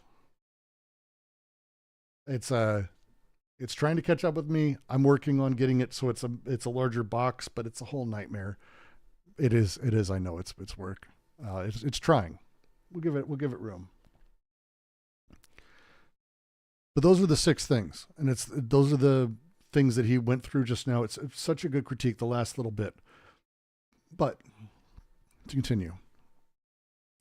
The practice of translation has always been different from the practices of purification, or rather, this difference in self is inscribed in the Constitution, since the double play of each of these 3 agencies between immanence and transcendence makes it possible to do anything and its opposite. Never has a constitution allowed such a margin for maneuver in practice. But the price the moderns paid for this freedom was that they remained unable to conceptualize themselves in continuity with the pre-moderns. This is deeply important. Never has a constitution allowed a margin of maneuver in practice, but the price paid for this freedom was that they're unable to conceptualize themselves in continuity with the pre-moderns. The necessity of the break is there. Again, this is the nature of the phantasm, the fantasy, the whatever you want to call it, the group delirium. I'm not part of the continuity of humanity. There was a break. We're now modern. There's a break. We're modern. I can't be part of that. It's a break. It's not a genetic continuity. They had to do, and all of this it's a weird PDF. It's fine.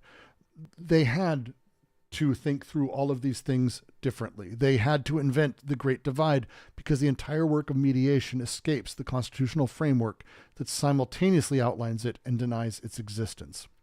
Expressed in this way, the modern predicament looks like a plot I am about to unveil. False consciousness would force the moderns to imagine a constitution that they can never apply. They would practice the very things they're not allowed to say. The modern world would thus be populated by liars and cheaters. Worse still, by proposing to debunk their illusions, to uncover their real practice, to probe their unconscious beliefs, to reveal their double talk, I would play a very modern role indeed, taking my turn in a long queue of debunkers and critics. But the relation between the work of purification and that of mediation is not that of conscious and unconscious, formal and informal, language and practice, illusion and reality. I am not claiming that the moderns are unaware of what they are doing. I am simply saying that what they do, innovate on a large scale in the production of hybrids, is possible only because they steadfastly hold to the absolute dichotomy between the order of nature and that of society, a dichotomy which is itself possible only because they never consider the work of purification and that of mediation together. There is no false consciousness involved, since the moderns are explicit about the two tasks. They have to practice the top and bottom halves of the modern constitution. The only thing I add is the relation between the different sets of practices. So is modernity an illusion? No. It's much more than an illusion and much less of an essence. It is a force added to others that for a long time it had a power to represent, to accelerate, to summarize. A power that it no longer entirely holds. The revision I am proposing is similar to the revision of the French Revolution that has been undertaken during the last 20 years or so in France. And the two revisions amount to one and the same, and we shall see further on. Since the 1970s, French historians have finally understood that the revolutionary reading of the French Revolution had been added to the events of that time, that it had organized historiography since 1789, but that it no longer defines the events themselves. As Furet proposes, the revolution as modality of historical action is to be distinguished from the revolution as process. The events of 1789 were no more revolutionary than the modern world had been modern. The actors and chroniclers of 1789 used the notion of revolution to understand what was happening to them and influence their own fate. Similarly, the modern constitution exists and indeed acts in history, but it no longer defines what has happened to us.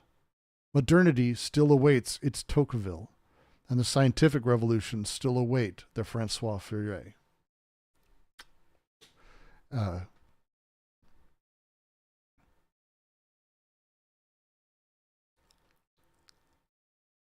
The difficulty we have with all of this, it's such a fucking amazing phrase he's using here, is to understand the moderns. Said, I open up, Trump is a postmodern president. I don't think he realizes it. Again, I don't think there's any intention. And I don't think modernity is an illusion. I think the nature of how people view the world creates how they are and the world within them and around them. What we're seeing is the contradictions coming to play. We're seeing these things play out in an extraordinarily particular way. And that's why I wanted to read this piece. I really, really, really like this piece a lot.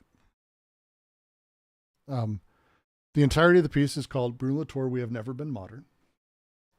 I highly, highly recommend picking it up and giving it a read. Cheap PDFs are in the QC if you join, discord.gg/DGQC. There's PDFs of everything Latours done. We stand Latours really hard there. I do, so that's the way it works. But the big deal as we talk about all these things is the functions all these things can play, understanding how they came about, where their issues are, where their problems are, how they came to be what they are. And I love this way of looking at it. It's not that they're postmodern. They're getting there. But postmodernism is simply the same mistake made, but with skepticism, is what he's going to go on and say. Basically, just take everything I said with modernism and just add skepticism, cynicism. And that's it. That's what you have with MAGA and Trump. It's the thing. We've never been modern. Modernity is a view of the world.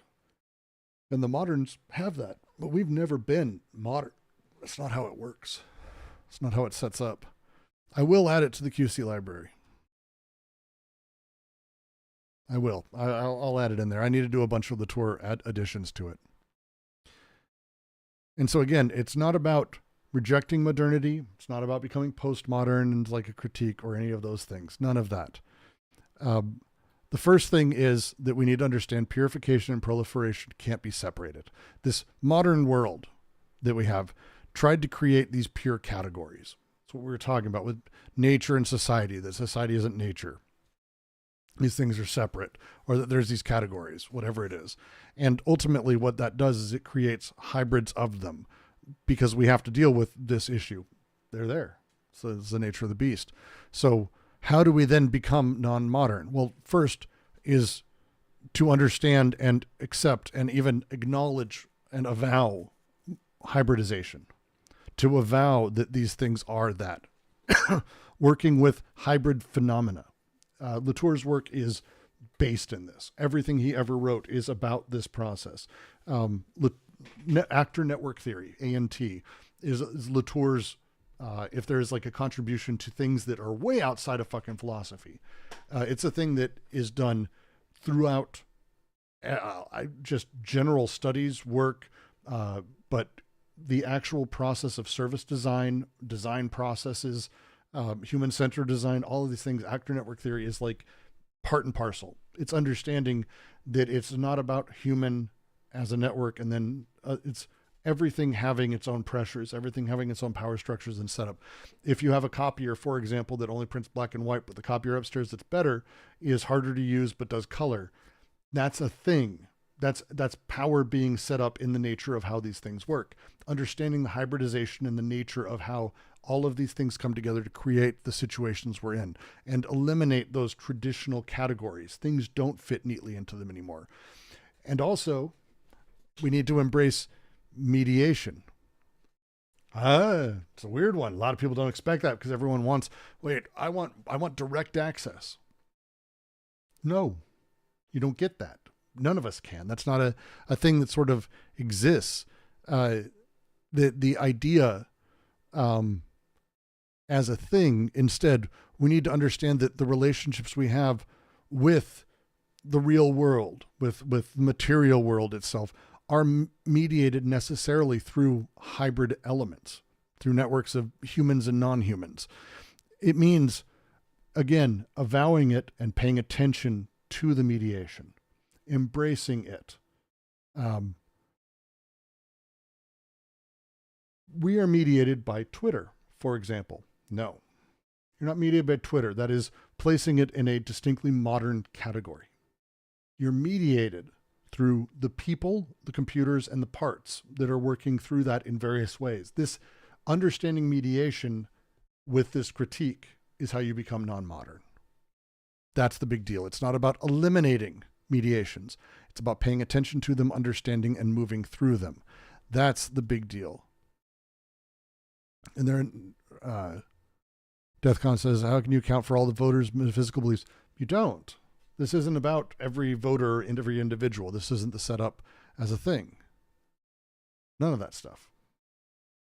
The things you're dealing with, you're not dealing with every Trump voter. You're not dealing with a Trump voter. You're dealing with people in specific situations and hybrid realities, and you're not dealing with en masse. The modernist category is, I'm dealing with Trump voters. What am I supposed to do? I'm dealing with Democrats. What am I supposed to do? No, I mean, those aren't things.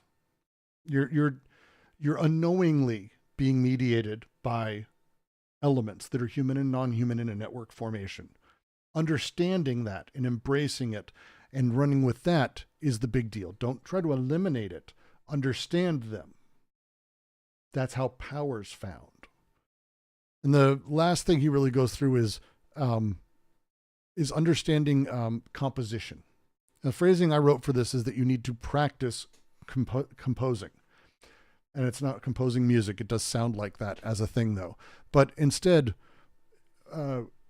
often what you find when people who are postmodern or people who critique modernism is they want to get to the things that were before, to go underneath or to go back. All of that is, again, the same problem. It's a cynicism about modernism. That's postmodernism. We don't want that because you're stuck in the same dichotomies, the same problems. Instead, you need to, rather than that, learn to compose our common world. This means bringing together actors, human, non-human, in ways that allow them to work together productively.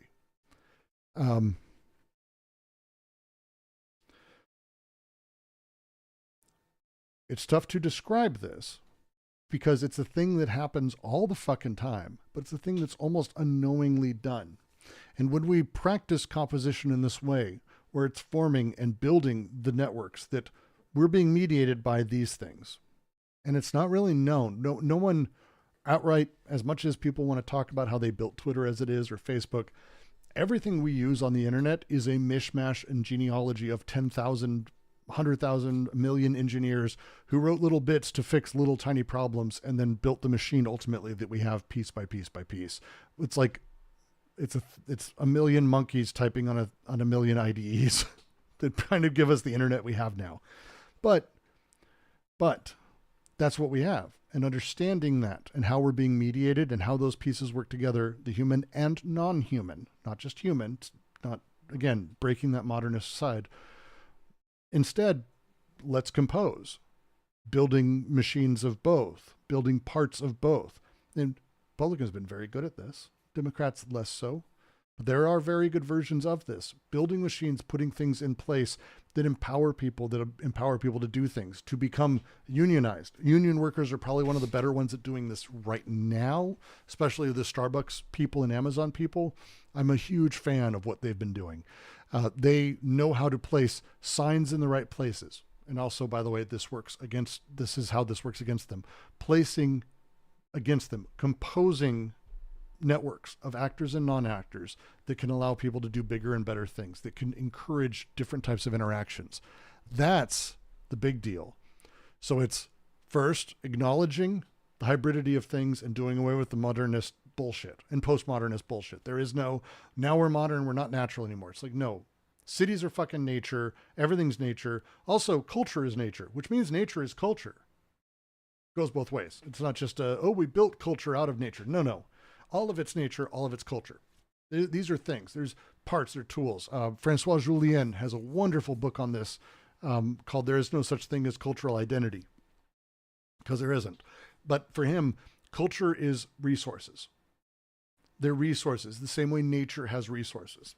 And Julien runs with this and is like, utilize culture the same way you would anything else. Take the parts you need, build with it. They are as useful or as useless as you make it with anything else, as resources in the ground. Lithium is useless to me as a thing. Lithium is useful to very much someone else, which may be why they're trying to get in with Pakistan. You never know. Just possibilities. But this overall thing is understanding that break is bullshit. Then embrace mediation. Don't run from it. Don't presume it's singular. There is no singular mediator. Understand your mediation and embrace it. When you understand it, it's old Zen stories, old Taoist stories. I always adore for this. How you handle pain is by focusing on it. But it's not focusing on the point of pain. It's understanding your pain. When you have a cut, when you broke your leg, when you do any of these things, you don't just scream, I broke my leg, but instead focus on all the parts of it. And as you do this, there's this weird thing where you kind of grasp it differently. It works differently. Pain operates differently. When you break the thing down and you're starting to see all the different parts of how a thing works, all the forces at play, all the actors in it, human, non-human, this changes. You're embracing mediation and understanding it, because whether you like it or not, you are being mediated by an entire network of things. If you choose not to embrace it, if you choose to fight against it, presume it's singular, you will never gain any personal or political power at all. Period. Period, period, period. But if you embrace it, if you jump in instead and you say, hey, I'm going to embrace it. I want to get through all these. I'm going to learn all the parts and how it affects me, every little thing. This empowers you, because then you can turn around and compose, build something new out of it. This is how you become non-modern. This is how you fight back.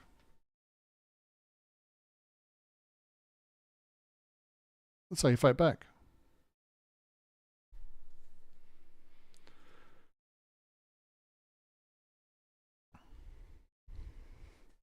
Latours is great.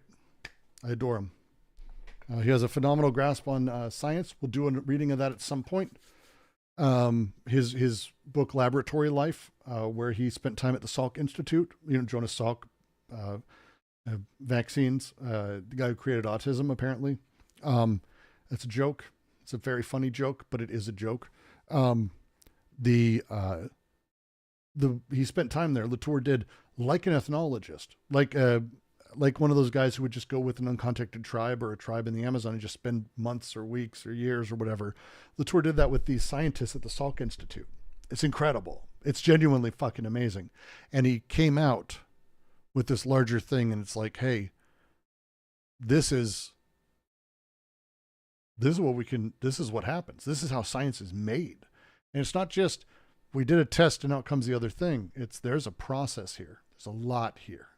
And there's a lot of things that go in and out of how this is made or how they write this or how this is done. And so we come out with this fact, but it's not a fact. It's built by this larger process. Laboratory Life, amazing. And then I think I call it the sequel. It's fucking not, but I call it that because it's one of my favorite titles. The Cult of the Factish Gods, which is amazing. Latours just fucking rules. Latours just fucking rules. Fantastic. Laboratory Life was amazing. How they make the creation of science is incredible. So Latours is great across the board. We do a lot of that on the DGQC. We do a lot of things sort of, I would say, I don't know, across the board would be a fun way to talk about it. That's the wrong camera. What the fuck?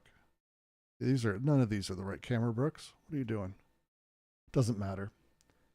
I need to figure out, this OBS shit has just been making me nuts lately. There, we'll go there. But this is where I wanted to sort of leave the thing tonight. I'm going to be doing a lot more streaming in the coming weeks, because I think there's a lot of room when it comes to how we can build, what we can build, and how we do it. And I think we can enjoy being sort of unbridled when it comes to traditional ways of organization or how it happens. I think there's a lot of room. And that's what we're going to be doing. And it's going to be amazing. It's going to be amazing. But with that, I'm going to bounce out tonight. I'm going to go. My son apparently needs me to read him to bed. I'm going to go do that, make myself a midnight snack sandwich, and then try to get a little bit of sleep at some point here. Above all, it's a terrifying time for many. I get it. This is the opportunity. And I mean it for everyone. I don't think any, I shouldn't say that. A good number of right-wing people I know are in the libertarian camp. They don't want any of this shit either. It's just the devil you know kind of shit. So it's the time for us to make changes and to do something new. That's it. So with that, thank you. Take care of each other, and I'll see you next time.